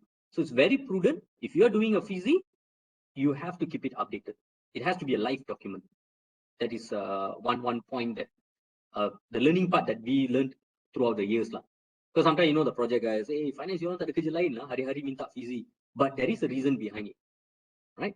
Especially when it can be a costly mistake. That the penalty and the tax can be quite a big concern. All right. Now. All right. Okay. Thank you, Vijay. Another question. I'm so sorry. My students are shy. Okay. So cikgu dia yang tak malu kan. Okay. So considering that risk, okay, you highlighted, Vijay. So how about this GDP? Were you consider it when you calculated it? Was it based on 100% sales, or it's like, do you have any reserve of it? 100% sales. 100% sales, but one risk we have already identified. Some areas we know we have to allocate a longer runway to sell the Boomi units. You may have problem to load off the Boomi units. Some markets, not a problem, and depends on what kind of packages you put in. Don't quote me. Say for example, when we give a rebate, like in Seremban market, we know this is the price range. It fits well within the Penjawat Awam's loan amount that they could qualify. I'm talking about back in 2013, 2014, or maybe 2014, 2015, give and take. Yeah. So 2015, we know Penjawat Awam at certain grade, they can get X amount of loan. And my price is a sweet spot where the first 10% is that 10% Boomi discount. If I knock it off against the first 10% to be paid, the loan will cover the balance 90%. And basically, those customers do not have any problem to buy my unit. They love the product. They need help with the first 10%. And I know my customers. I know them. They are in this grade. Most of them are Penjawat Awam. They are eligible for this loan. My price seems to be on the right footing. And we just help them. We say, okay, you sign SMP, I'll give you a credit note. Basically, your first 10% will be settled through the Boomi discount that I'm supposed to give you anyway. And you don't have to top up anything. We don't collect deposit because under the law, it's an offense. We don't collect deposit. You sign SMP, you're supposed to pay the first 10%. That's taken care through the discount. You secure your loan from Perbendaran, you get a letter, the unit is yours. And that's how we moved Boomi lot very fast and well at that timing, because that time the pricing, and because sometimes probably the government's Perbendaran, they don't match the market price as fast. Again, I'm candidate for Kamunting, so I better don't comment further on what the minister said and whatnot, right? So, but basically, there's a thing. They have to move according to the market. But BNM, Bank Negara is doing a good job. They are capturing all this. They see where the price movement is. The problem is prices also depend so much on locality. So you don't have a different set of pay scale and things for Penjawat Awam between Negeri Sembilan and Selangor and Johor, right? So that would probably throw some complications into the equation. But if you hit at the right spot, and this is how you move your, because inventories, that will lead to other set of problems, which will wipe out whatever profit that I showed you. Say this 26 million, doctor, and the rest of you, 26 million. If I hold on to this inventory for the next 10 years, it's not going to be 26 million. Present value, one thing, depreciation, the maintenance costs, we have to pay the maintenance charges, holding costs, we call it basically. So you got to pay cukai tanah, cukai pintu, you got to cukai peta if it's a high rise, right? You got to spend all these, you have to continue to pay service charge, because once it's completed, it is a parcel that you're also born under the Strata Management Act. You can't say only developer. It has happened. There have been some developers been charged in court because of that. They assume, oh, this is built by me, belongs to me. I'm not bound by the act. That's wrong. So in this case, the minute it's completed, it becomes part of the parcel of the strata scheme. I, as the developer, if I own inventory of say 50 units there, I am the technically owner of the 50 units. I am bound by all the rights and liabilities. As much as I have voting rights in the strata scheme based on 50 units, I also have the liability to pay the service charge for the 50 units. So you have some developers out there yang pergi challenge, so, oh no, I shouldn't be paying. Ada, no such thing. So we account for all that. So even the maintenance costs. Correct, service charges, the monthly service charges, you got to contribute as long as it's a completed unit. And along the way, you know, if your auditor comes in, year out, say, hey, the stock is not moving, there will be impairment. They will say you got to reevaluate and probably you bring down. So all that impairment will wipe out from this gross profit that we have declared in this PZ. So that's why it's very important that you move something, you know, okay, it's going to move, and that assumption. And yes, some may correct me saying that, look, your FISI never talk about the sellability, right? Only part I talk about marketability and sellability is when we're setting the GDV. So that is also one factor to be considered outside of all this assumption, despite the fact you're looking at the FISI, where the board will decide, okay, sellability is, you confident or not, boleh, all the assumption used for this FISI. And then the FISI numbers make sense or not, the decision will be made. Sorry, someone saying something? I'm so sorry. I mean, it was a mistake, accident. Okay, so that happens. That is normal for during this online webinar session. Okay, I have another question. Two questions for you, Vijay. I'm so sorry. Okay, the first one is I thought that developers can appeal to the SUK to how to say to convert the Bumi title to international. Right. Right. And the second one is, do you consider, because during the sales process, if an owner, means a client of yours, one opted for the conventional banking, means like the normal one, and the second one is the penjawat awam, that they need to go to all the pembenaran, which takes a long time. It means a more, how do you call it, time, to complete the procedure. So do you account your sales or your marketing? Do they account this factor into prices, in setting in the price? Okay, I'll take the second question first.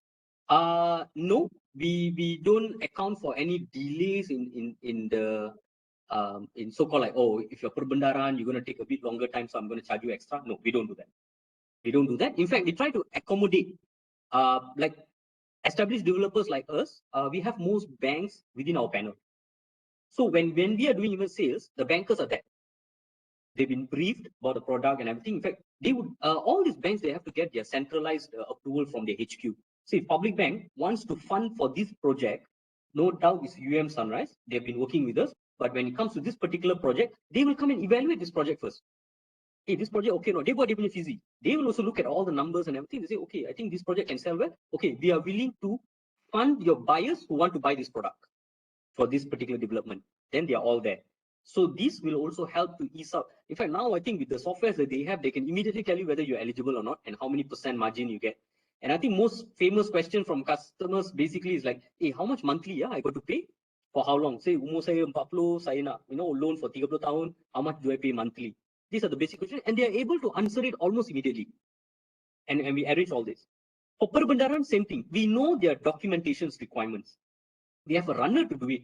Now, hunter all the CGL, photos that everything need to, and we will send it over. We will accommodate as much as possible. And so far, touch wood, I can tell you, probably there's a delay in terms of billing. Probably the money comes in a bit later, which the system will auto trigger some late payment interest. We have DL to write it off. See, like for example, when I was in Forest, I say, hey, whenever it involves government loan, there's always like 1 week or 2 weeks lapse between the billing period expiry and also when the money actually comes in, is being released by Perbendaharaan. It's not fair for me to go and charge late payment interest to the customer. So we let it accumulate. Come to a stage, they put up just simple form. They say, hey, I hereby request to appeal to waive the late payment interest. You will just waive it because it givens. Plus, you'll notice in my Feesi, I never put late payment interest collection as part of my revenue. This is what we tell our people. So like, we never plan to earn money from people's late payment interest. And like certain business lah kan, yang collect money and then they don't refund you, the money burns. I cannot mention which business or whatever, can. So in our case, late payment interest is not a revenue chain for us. We don't make money out of it. We are not loans, so we don't do that. So we accommodate. The short answer to your question, doctor, is that we accommodate. Now, back to your first question, Tadi. Sorry, you were asking is what was that again? It was the Bumi Putra. Okay. The process, right? Okay. Yeah. Again, possible candidate for Kamunting. It's all in the paper. They say, yeah, the process, you must sini. But you tell me, does it really happen that way or not? It might not even be considered. There's a lot of political inclination to that also. We've heard stories in Negeri Sembilan here that someone who really wanted, I don't know what happened to the person, he went, nangis depan former MB punya office, it seems he wanted to own that unit. Well, the MB says no lah, it's endorsed on the title as Bumi Lot, so they're not going to give. So I don't know what's behind it, but it also defeats the purpose of having the policy in the first place. The policy is actually meant to maintain certain equity within the Bumi community, right? But looking from a business point of view, I would also not say 100% agree with that, because as a Bumi, I also want you to make money out of it. So if you are buying it to own it, fine. But if you are also an investor, after you buy it and then you want to sell it, why should I restrict you? Why should the state restrict you from being able to capture the capital benefit of your investment? Correct? So that is where then we'll tell some customers, hey, if you want to invest, why not you look at this non-Bumi? Somehow I'll still package some discount for you. It may not be called a Bumi discount or whatever, but we'll package it for you. But then again, I also have a quota to hit. So we've got to strike the balance. So sometimes if between a Bumi unit and non-Bumi unit, the discount factor is much, then we'll say, look, I'll give you the X amount. Please, you continue with the Bumi unit if you think you want to own it. So that is how, because the release also comes with a cost. Not only for international is another set of rules. We have FIC, Foreign Investment Committee. That's another long drawn process. You got to submit everything, how much, they allow the minimum threshold. I think now it's a 1 million ringgit. If you're a foreigner, you want to buy in Malaysia, it's yes. 1 million ringgit. Used to be 750,000, if I'm not mistaken. Yeah, yes. Used to be 500,000 back in 2009, if I'm not mistaken. Right. I think that one moves according to what is the current flavor of the country. Like, if we have Malaysia Rumah, my second home kind of thing, then probably they will bring down some of these conditions. Tapi if that's election time, everybody's talking about not letting foreign countries to come and buy and stuff like that, then you'll see the narrative will change a bit. So problems kita jadi mangsa lah. We got to accommodate according to that. But if we are not eyeing too much for foreign market, then we don't have to worry so much about that. And for Bumi Lot, as I always say, you build the right product at the right place, proper pricing, you will hit home record. Shouldn't be a problem. And you want to make sure you select the correct mix of products. So you also want to have some corner units, some intermediate units. So there's a selection. Otherwise, every time there, Dr. Farah say, I want to buy, but then you always give me the same type. You never give me other type to choose from. So I wouldn't want to buy. So we want to avoid that too. So that is how we've been managing so far. Like in Kuala Lumpur, we do have this conversion, but the catch is the discount that we allocated for the Bumi unit is to be paid to the state. It comes with a price. So meaning I allocated, say, 50,000 ringgit per unit Bumi discount for this particular unit. So if I were to convert it into a non-Bumi to release the quota, we call it, I have to contribute this 50,000 amount to the state. So basically, it doesn't go to the developer. No. So in a way, it's trying not to promote developers to do so, right? To convert the units. Yes, it cuts both ways. One is the state may have this wrong assumption, or rather some assumption, thinking that, hey, when you refuse to sell to Bumi because you want to save on the discount amount, that's a very old wrong thinking. Because as a developer, we want to sell. I don't care whether I sell it to whom, right? I want to sell. So it's a wrong notion when they say, oh, you refuse to sell to Bumi because you don't want to give the discount. Not true. Then comes the second narrative, which is uh, we want to sell, but then people are not buying.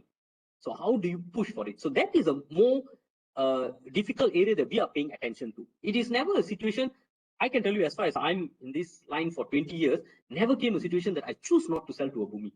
Why would I want to do that? They're my customers, right? So it is always about how to sell it at the right price, and also going through all these processes. Now, coming to the contribution comes a question.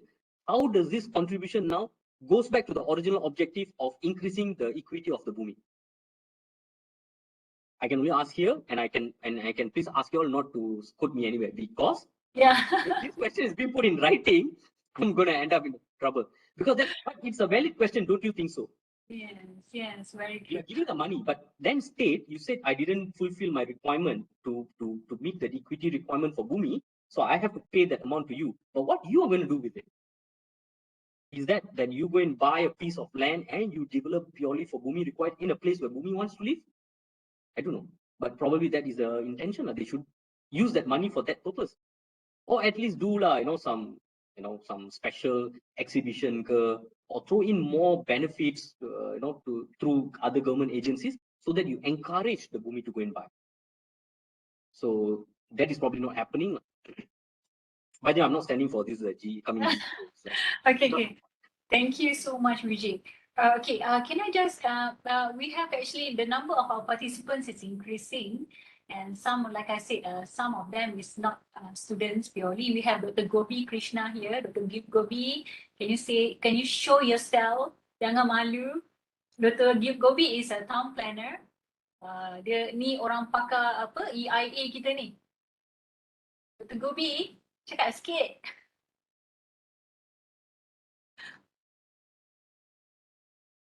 Malu lah tu. Okay, right. So we have a. Anyway, hi, doctor. So that's Dr. Gobi Krishna.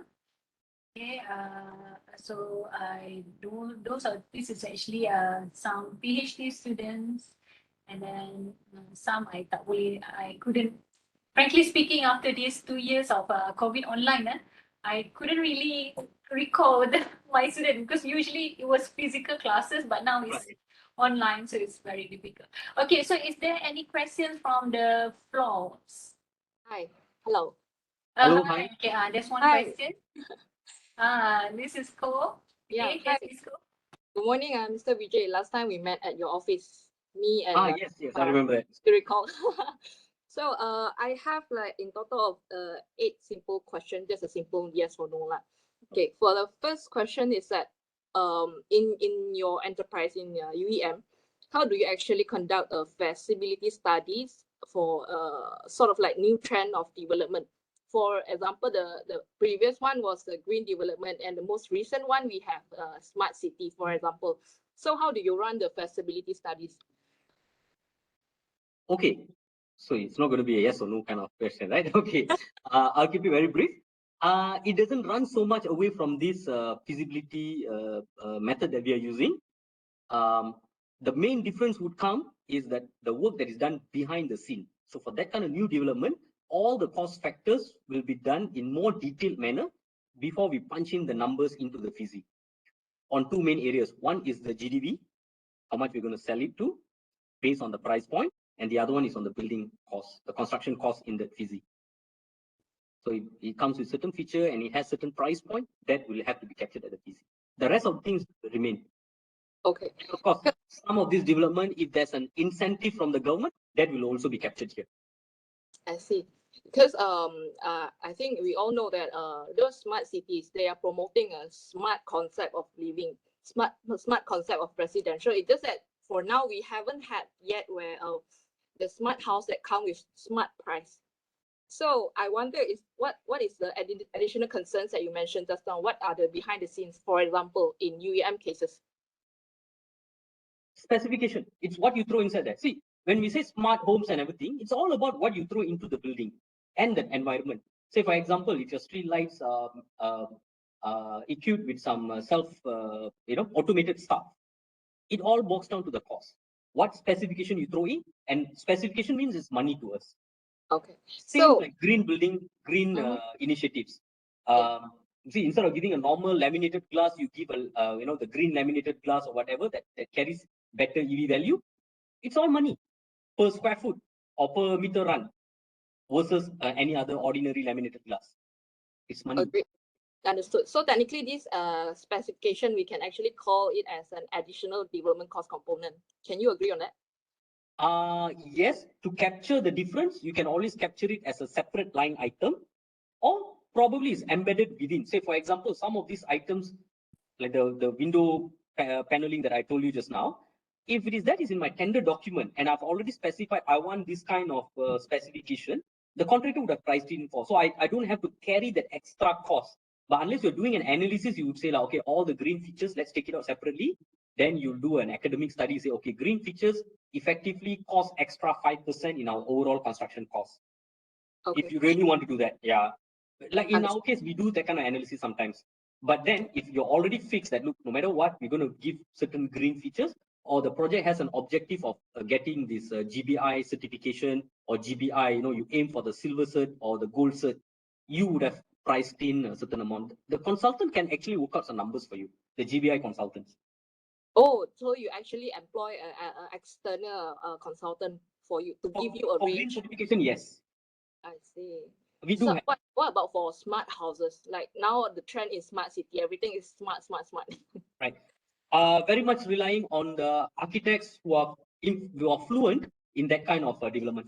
So they come with a profile. They say, hey, look, I've done this in US, I've done this in UK and whatnot. That is where we tap into that. See, understood. That is So very much in the process of development, detailed development, design development stage. okay, understood. And the next question is that just now you mentioned there's like technically there's like two ways of implementation of this smart or green development, right? The first one is either embedded into the ready construction cost. Another kind is the one that you obtain a percentage from a independent consultant. Is that what you meant? Can you agree on that? No, what I meant is you can actually extract out all these costs if you want to do an academic study on it. So Okay. that in future you can come to a conclusion based on the past project. When we took out all these smart element from the development cost, and we see it gives you another 5 or 10% extra. So you can come to a conclusion like that. But the consultant will not come and tell you, okay, it's going to cost you.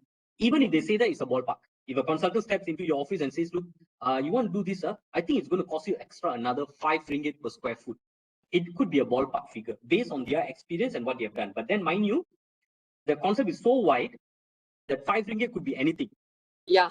What you have in mind could be 50 ringgit. Yeah. If your concept of smart city is like really, like the one with flying iPhone, cars. Yeah. So yeah, it really depends. Okay.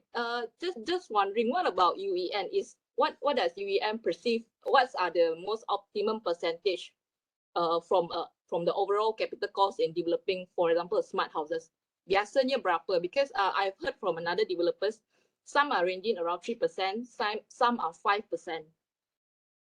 So Okay. UEM ada ke amount percentage for these advanced houses? Okay. The thing is, I don't have any project that I can recall that falls into that category yet. See. We have done building that we specifically say this is a green building. That's something we have done. Now we are actually looking into ESG, environmental friendly green building. Smart building, we have some features in, but we have not actually labeled it as a smart building kind of product. We have not launched anything like that. I see. What about your internet is better than mine? You found out before I do. Just now you mentioned the BSG. What does it stand for? Environmental, social, and governance. Environmental. Yeah. Social. So under the environmental bit, that's where all our the green initiatives, everything comes in. ESG is quite wide. It covers, under the governance bit, it covers everything, including no forced labor and all those things. Every aspect. Exactly, yeah, it's very wide. So we are moving that into, because we also have an aspiration of zero carbon. We are supporting the government's aim. I think a couple of days ago, I think Tengku Zafrul made a statement.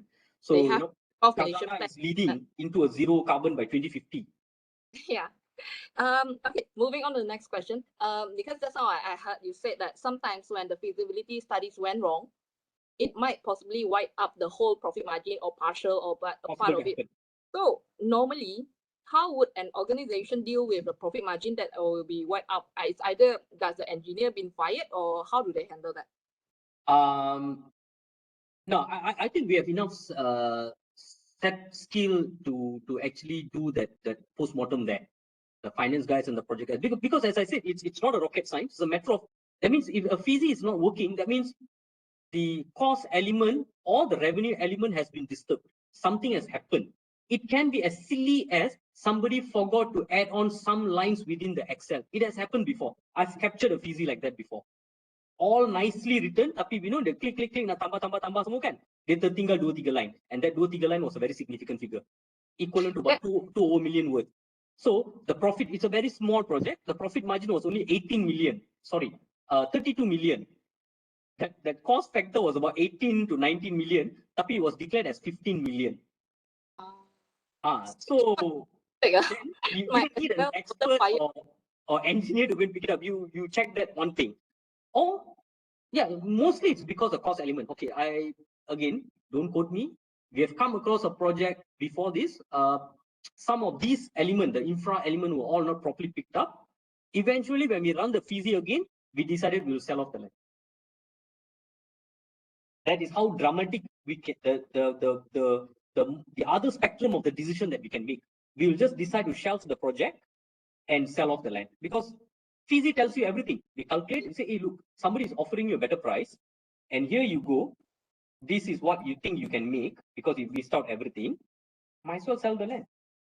Or if you have a chance to, just say you haven't moved forward with the project, then you can make a decision that, hey, redo the FISI. We will launch it on some other day. Pun boleh, which is a preferred method. Tapi when you have terlajak into certain things, then you may want to sell it off. So actually, options. It won't exactly go to waste. Like it might be improvised for another project, like the FISI. Possible, yes. But the complication comes when you discover this kind of errors. Just say you've already signed your SMP. Biasanya FISI dia akan di-refer sampai hujung project ataupun just early? Depends when you discover it. So, for example, the one we discovered was two situations. One, we discovered much at the earlier part. Earlier part, we saw, we looked at it, the numbers didn't make up. Then we say, look, we don't want to hold on to it. It's more enticing to actually sell it off. We decided to sell it at a better price. We divested the land. There was another case, a bit more critical, tapi the numbers were not so bad, so it was manageable. The one I told you, the Excel spreadsheet missed out something. Tendering was already being done. Yeah. So when I stepped in, we took some difficult decisions because SMP has been signed. So this is where sometimes good news may not necessarily be good news. Sales was very good. We already captured 50% sales. Then you realize your price point. That means when you sold 50%, you cannot increase the price already. Takkan nak pergi balik dekat purchaser, sorry hari tu the price tak cukup, nak tambah lagi. You can't do that. So this is where good news turns out to be bad news. Sales is so good that you cannot increase the price, so you only manage with the remaining 50% of the unit. That's one. So your revenue is limited now, right? So next thing I do, if sales is 50% is good, meaning I shouldn't have problem to sell the remaining 50%, correct? Mm-hmm. So instead of telling the market that I'm increasing the price, I slash down the discount. So I say, look, the first 50%, you're lucky. You came early, you bought, good. You had 10%. Second, I'm dropping it to 7% and subsequently dropping it to 5%. You feel the urge, come and buy now. So that's one marketing way. So I didn't increase the price per se, I reduced the discount. In a way, I'm increasing the price, right? So that's one. Second, when I look at the particular package that, because now that you have signed SMP, your clock starts ticking. Your 24 months from the SMP starts ticking. Suka tak suka, I got to build it, right? So at that stage, looking at the timeline, we made one very conscious decision, but we were keeping our fingers crossed. We canceled the tender exercise and recalled the tender because the initial price comeback was a bit high, and that increased price cannot manage that loss of cost that we didn't capture. The deficit was about 1.5 to 2 million, so it's manageable. 2 million is still manageable, but percentage wise over that overall GDP for that project, is a small project, 80 unit rumah saja. So percentage was very significant, but the amount was quite insignificant. Not to say insignificant, but manageable. I recalled the tender, and the risk was I had lesser time because tenders will take about 2 to 3 months. I had lesser time to build. So if the tender goes wrong, you will end up having a risk of LED. So all these factors came into play. I made the decision. I said, look, we'll recall the tender. We pressed down. So instead of giving the contractor a comfortable 18 months, we pushed it to 15 months. And to take care of the quality and everything, we deployed more of our staffs into the site monitoring. So it was a very close monitored project because it's small, manageable. We put another 2 head count, make sure that the progress is captured, that we don't miss that, because ada buffer lagi. Say 18 months, you have a 2 months buffer. 16 months, you don't have the buffer. The authority needs to come and give you CCC. Now, that's where TNB will come and tell you, oh, tak cukup meter. Or Jabatan Bekalan Air comes and say, oh, I need time to come and fix that bulk meter for you and things like that. So all that need to be managed. So instead of leaving it to the contractor, we deployed our people to monitor. So we go to the extent of applying TNB meter on behalf of the purchaser. We prepared the forms so that I captured that bilangan, because at that time, the Act was amended, HDA was amended, handover of unit ready. Sorry, actually it was always indeed that way. Ready with power supply. But we in UEM Sunrise, you'll notice in most of our development, when you move in, your TNB meter is already there. Betul tak? Kalau tak tahu, I suggest you buy our product, then you'll know. Sempat jual, doctor. So, Bagus, good one. Good. So sorry, Ko, to cut you. We have actually 3 minutes left. Okay, sure. So sorry. Okay, I mean, this has been a very wonderful session, Mr. Vijay. So can you just maybe continue and conclude your presentation? Okay.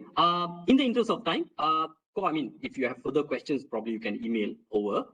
And the other one, Doctor, I should be able to clean up some of these numbers. I can probably share with this list. So this is what I think the interest to most of the audience today, to see what comes under what category. Yes. So tadi ada 4 category which I showed you. So basically these are 4 group. One is this land, one is feasibility and startup.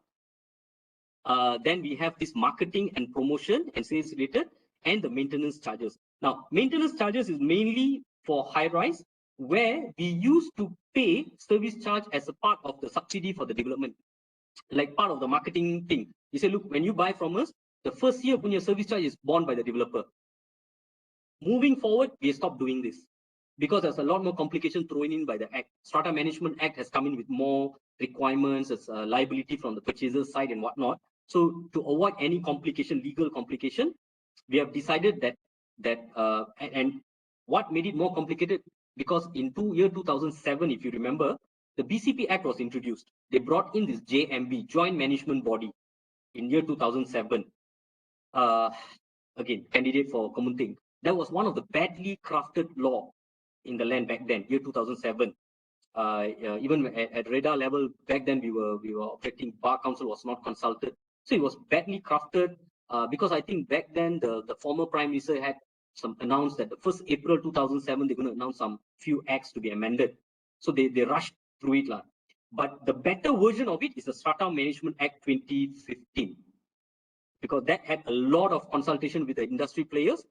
Every single line was went through by the committee. We were in the task force. Sorry, the earlier part you were saying we drafted. I didn't draft the act.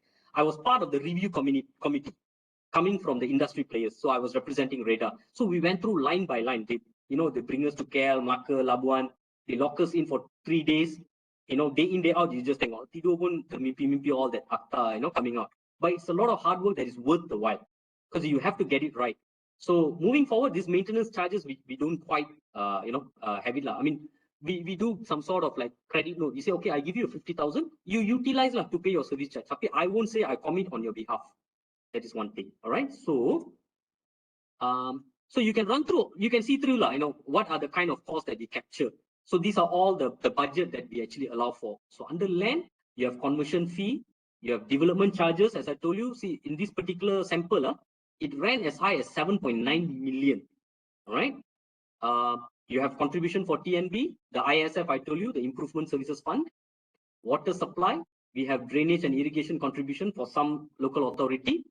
And then you may have some other land related costs, like if you have squatters that you got to remove and rehome. So all that can come in. Under developers costs, we also have this, if you are a developer under HDA, then you got to apply for this, but this is negligible, this developer license, advertising permit, less than 10K kind of thing, but you have to do the renewal. This will become a problem if it is not complied with. The non-compliance cost is very high. The penalty and all that, you get blacklisted, the director gets blacklisted and stuff like that.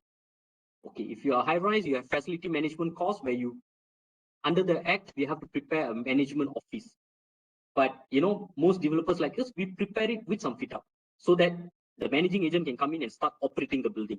You can't let them just give a key and then go in an office and kosong, tak ada kerusi, tak ada meja, right? So this is where, when you buy development, stratified development from reputable developers. Well, doctor, that's one more of my so-called, my preferred title. So in future, kalau ada opportunity, probably that's where I can address it for you, if people are interested. In fact, that was my forte in the beginning. Now, contingencies, you would have noticed in the startup that in the earlier part, the summary, contingencies, you can do it at 2 stages. One, you can provide contingency within construction budget. You can also provide contingency within development cost, the overall. Then again, you must remember where do you hide your fat. Because then you know if any of the package, the budget first, you know where to cover it from. And it's always good to cover it within that line item. Otherwise, the fees is going to be adjusted a lot. Post-completion allowance is basically after we complete CPC, Certificate of Practical Completion, we have issued vacant possession. Then under the act, we have 24 months defect liability period. During this defect liability period, a lot of things may or may not happen, the defects, you may want to do some upgrade. So all that comes under this post-completion allowance. So effectively meaning, by the time I complete a project, I would have updated all the packages, tender packages, everything that estimate convert into the real amount, I would have converted, meaning I would have updated with the actual amount. Post-completion allowance is where I will put some allocation and then I will actually close the FISI, meaning after the completion, after vacant possession, effectively my FISI has been locked in, pending only 1 or 2 more items. One item would be this post-completion allowance, which I may or may not use. See, in this case, we have allowed 1.4 million, which is about 0.5% of the construction cost kind of allocation, rule of thumb, right? 0.5 to 1%. Because this is the rumah mampu milik, just 0.5. But normal project, we will allow up to 2%. It can run to about 3-4 million. We'll just keep it there, Customers start living in the building. They start telling, hey, it's good to have one signage here, it's good to have one extra pipe here, So all this comes from post-completion allowance. And the other one is until the closure of final account with the contractors. So the main builder, upon completion CPC, we will start looking at all the variation orders and everything. We have to come to a final account where both parties will sign. This is a final figure. Both parties have got no claim against each other. That is what we call final account. The final account stage can take as long as even 1 to 2 years. A good one would be within a year. You discuss everything, no more claims or whatever, we sign off. Once we sign off, that will be the second last item to be locked in into the FISI. Final one is post-completion allowance. Once you say, look, post-completion allowance, I'm no more using, tutup, that is the finality of your FISI. Then you will actually see what you promised versus what you finally deliver. Is it an improved FISI or you have eroded your whatever you promised when you first purchased and ventured into the development? Okay. These are all some bread and butter items. Basically, as I said, legal fees, sometimes we bear the cost of the legal fee for SMP signing, or even the MOT. So if you allow for it, you would have allowed the amount. Some of these numbers go by fixed amount. Some lawyers would say, okay, per SMP, I charge you 2,000 ringgit. So it's easy to calculate. You got 100 unit times 200, you put that figure there. This is what I meant, some of the estimates which are based on actual calculation. So you very much know it won't run so much, all right? Strata survey, this is one chunk. This is a very old number. Recently, after almost 20 years, Lembaga has increased the pricing by almost 20%. Strata fee can run into millions. We have had one project, one good example of when we said unplanned things that kicks into your fee. The original fee was about 2 million. Now the final fee after the increase of price came to close to 4 million. Almost a 40 to 50% increase in the rates. Again, the project was managed to be managed because they had a lot of savings through the tendering. So the fee was rejigged. They were still able to maintain the profit margin. But my point here is, this is what I call as some of the unforeseen thing. Out of nowhere, the act was amended, the fees were increased by 30 to 40%. That is for strata. Of course, some land office fees, because the strata involves some submission to the land office. So all that. See, the more you know about all this, and these are all related. I won't expect anybody within this call who are not in property development to know this in detail, because this is part of your development process. As we do the development process, we know these are the areas where it incurs costs and things that we need to capture. So this comes with experience. And this is how this FISI was developed over time. When there are changes, we will keep updating this. Then when they introduce new things, we'll put it inside here. All right. Of course, throughout the construction period, you still cannot forget to pay your quit rent assessment for that piece of land. Once it's subdivided or once the project is completed, that responsibility goes to the rightful owner through the SMP. Right. So until then, we are interested in that. Of course, if you take loan to buy that piece of land, there's another interest computation here. Otherwise, if it is bridging finance, that has to be allowed inside here. Project operating expenses, this is an estimation to also a good thing to account for. The head count that you put for the project, even though our payroll is under the company, but it's also good to capture those costs under the respective fee. So in this case, probably my salary would be charged for the next 3 years. My salary would be charged to this project. And why also we put it inside here? Because under the housing development account, this is one amount that we can withdraw every month from the housing development account. See, as most of you would know, or under housing development is well governed in our country under the Housing Development Act. So all the money that we collect from purchaser doesn't come straight to the developer. It goes into this housing development account. And the architect will have to certify in order to withdraw money from there. So we have to show that we have progressed as this much. I got this amount of billing from contractor. On top of that, I have this operating expenses that I need to pay people's salaries. Then the certificate will be issued by the authority. We will use that certificate to bring it to the bank. The bank will then release the money to us. This is part of cash flow management. Because otherwise, imagine for the next 4 years, you're going to pay people's salary, but you don't have money coming in. You can't be continue to borrowing money to pay salary, is it? It's a cash flow management. This is the master plan cost I mentioned just now, the infrastructure, the work outside of the boundary. And some people, even the low cost construction, assuming when you give up, you say, look, low cost is just a compliance. I'm going to lose money. That amount will also be parked under here, master plan cost. But I'm not suggesting that all low cost will lose money. We have done low cost, which can still break even. That will be excellent because you are doing it as a part of CSR, but you also don't want to lose money. If you lose money, that is captured under this item. You can call it low cost construction subsidy. Authority fees, these are some of the fees that we pay: building fees, DO advertisement fee, of course, non-compliance fine. I mean, being a good citizen, you're not even supposed to allocate anything, so we put it 0 there. Non-compliance, like, whenever there's an inspection at site, at the mosquito thing, so it's going to issue notice. So all that we have captured into the contract of the main builder. Contractor, you're responsible for the site. Anything happens, you are liable, so you pay. If I pay, I'll recollect the money from you. So, but developers do have certain level of liability towards that safety and whatnot. So we try to manage the relationship through a contract. Normally, for our design, with designed by client and built by contractor, we are using the standard PAM contract.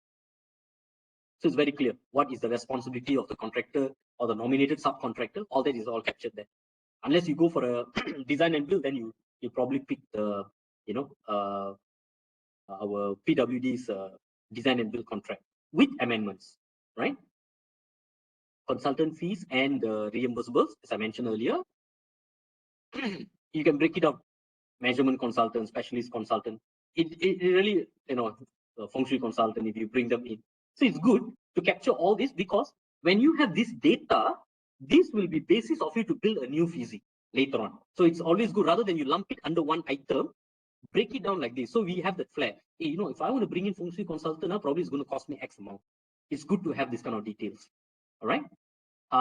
Marketing. So these are types of marketing. Of course, things have changed now. We have digital and all those stuff. You can also put it down. In this case, we even picked it down to sales model, which can cost you about hundreds of thousands of ringgit. All that can be captured. Sales related costs, commissions, and incentives also come inside here. Incentives for buyer, introduced buyer. If Dr. Farah buys from us, she's introduced to another friend, and Dr. Farah is actually subjected to this referral incentive, depending on what kind of program that we launch at that time. We may have said, look, maybe we'll give you 1% of that sales price, right? This is to introduce. And if you are building a sales office or mock-up units, that is sales related construction.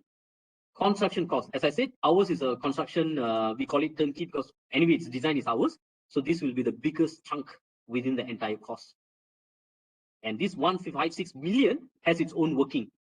And the basis of this is actually the design and also the cost plan that UQS will actually produce. Based on, you'll pick the quantities from the tender drawings that we prepare. You come up with the BQ. So this is where it comes up, right? Master plan cost.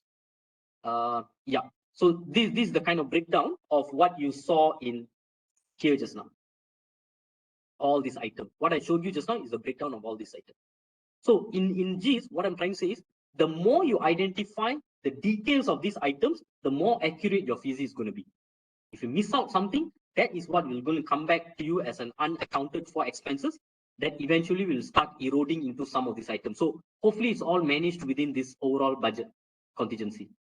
So in this case, we have allowed up to like, what you see in this column is a rule of thumb, a ballpark thingy. So it's like, roughly it will be like about 5% of construction cost, or 2% of net development value. But this will change over time. So for very preliminary budgeting, you rely on this based on experience. If you come to me and say, look, usually how much you allow for post-completion allowance, I'll tell you maybe 1%, 1% of NDV, and then you just put it in. But as you develop the FISI, then this is where it all counts, or mainly this is where the actual thing comes up. And this is, in this case, this is how we actually manage. So how much we have spent as of that date. So you know how much balance. And if you don't use it anymore, you will actually lock in at the actual, and the savings is no longer a savings. So that will actually go back into here. And that later becomes your new rule of thumb, new figure, isn't it? Correct. Yeah. But it's always good to study it through here, because here under the remarks we will tell you how we come up with that figure. So then it will make sense to you. So say for one particular item is 1,000 ringgit per unit. Rather than taking the percentage or the total amount from another FISI, you will take the rate. 1,000 ringgit per unit. Then in your new FISI, you will times the 1,000 ringgit over the unit of that particular FISI. Then you have something accurate there. So it's no longer become variables, it's actually more on the actual figure, right? Sorry? So it's no longer variables, it's actually more on the actual figure. Correct. So as much as you bring actual ones, the more accurate your FISI is going to be. Because the longer you keep it as an estimate or ballpark figure, that is where the risk is. The number can be lower or higher. Lower tak apalah kalau higher. And to avoid all these unforeseen things. Some is really unforeseen, like I told you, the survey fee. Nobody asked us. Then suddenly keluar satu perkeliling says, okay, this is a new rate, you got to pay this. So that's one. And of course, the one we can actually avoid is those items that I shared earlier with you guys, where somebody missed out certain items, the infra cost is not captured. These are big ticket items that can actually really make or break the FISI. So in one example I told you guys just now, it broke the FISI, meaning we decided, hey, look at the residual value. We have a very good offer. Let's sell the land. it can happen also. It's a strategic move. Yes. So basically, you are doing constantly reviewing your PC. So in order to to figure out means how you progress, what's your performance like, right? I will call it as an update of Fizzy, doctor, because review is quite sensitive in our side. Because meaning when review, the bosses will give you the look like, hey, something happened, is it? Okay. You wrote the fees, the profit, is it? Yeah, that's what it means by review. So Right. I would say it's an update. All right. So actually, the terminology also plays an important role, right? Correct. So it's updating the feasibility study. Yeah. Right. Okay. So I hate to stop you, Vijay. I'm done actually. Yeah. My students need to also go to another class. Okay. All right. Sorry So, for holding up. yes, no worries, no worries. Okay, it has been a very fruitful sessions. Okay, for students, if you have questions, can you please, how to say, forward it to me, and perhaps I will actually convey your questions to Mr. Vijay. Because he's a very busy person. Not that I don't want to give you his direct contact, but let me filter out maybe some of the questions. It has been already answered, and perhaps let's how to say it, it's a win-win situation lah. Okay, right. So with that, can we have a very quick what do you call it, photograph session? Can you switch on your camera, please? Don't be shy. Let me see how to. Okay. Right. So okay, can I have my student please very quickly? Inilah dia, kalau online ni Vijay dia malu. So Okay, there. it's been very nice. It's been a pleasure to make acquaintance. Thank you. In fact, now I'm wondering whether I'm seeing any bored faces here.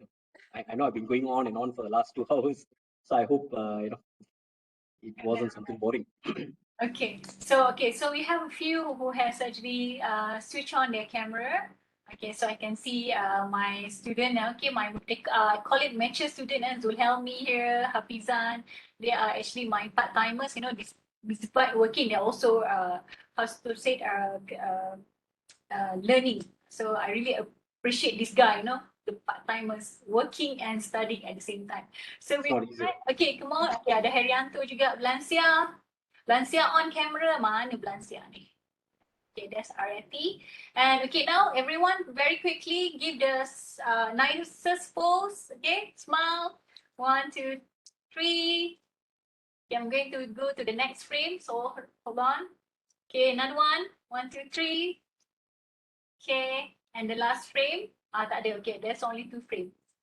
Right. Okay, Vijay, from the bottom of my heart, once again, I really treasure your time. It's actually, we promised 2 hours. It's actually more than that. I am terribly sorry. As our friendships, it means it's been many, many years back. So I'm so glad that, with that, probably, with the friendship things, then only I able to tap into your experts. Otherwise, I don't think I will have that how to say linkage lah. Thank you, doctor. In fact, it's kind of a dream come true. I've shared with you before. Upon retirement, probably I wanted to try out lecturing. Well, this is my first experience of that too. Thank you for making it. Definitely. Actually, some of your in a way, like your means those actually in the real estates, like Dr. Kamal Hassan, who's like, oh, okay, macam kenal. Okay, when I actually showed the poster to some of us academics. So Was my senior, definitely, I think with your sharing today, definitely we will call you future what do you call it, sessions. Hopefully you will accept our invitation. My pleasure. Thank Okay. you. With that, thank you so much, Thank Vijay, you, everyone. and to the rest of the you, please stay safe. So sorry, I've taken your wife 1.5 hours. No, 2.5 hours or almost. So please go out and buy her lunch. So I don't feel what do you call apa orang kata bersalah. Okay, take care, everyone. Bye, Vijay. Take care. Thank you. Keep in touch, yeah.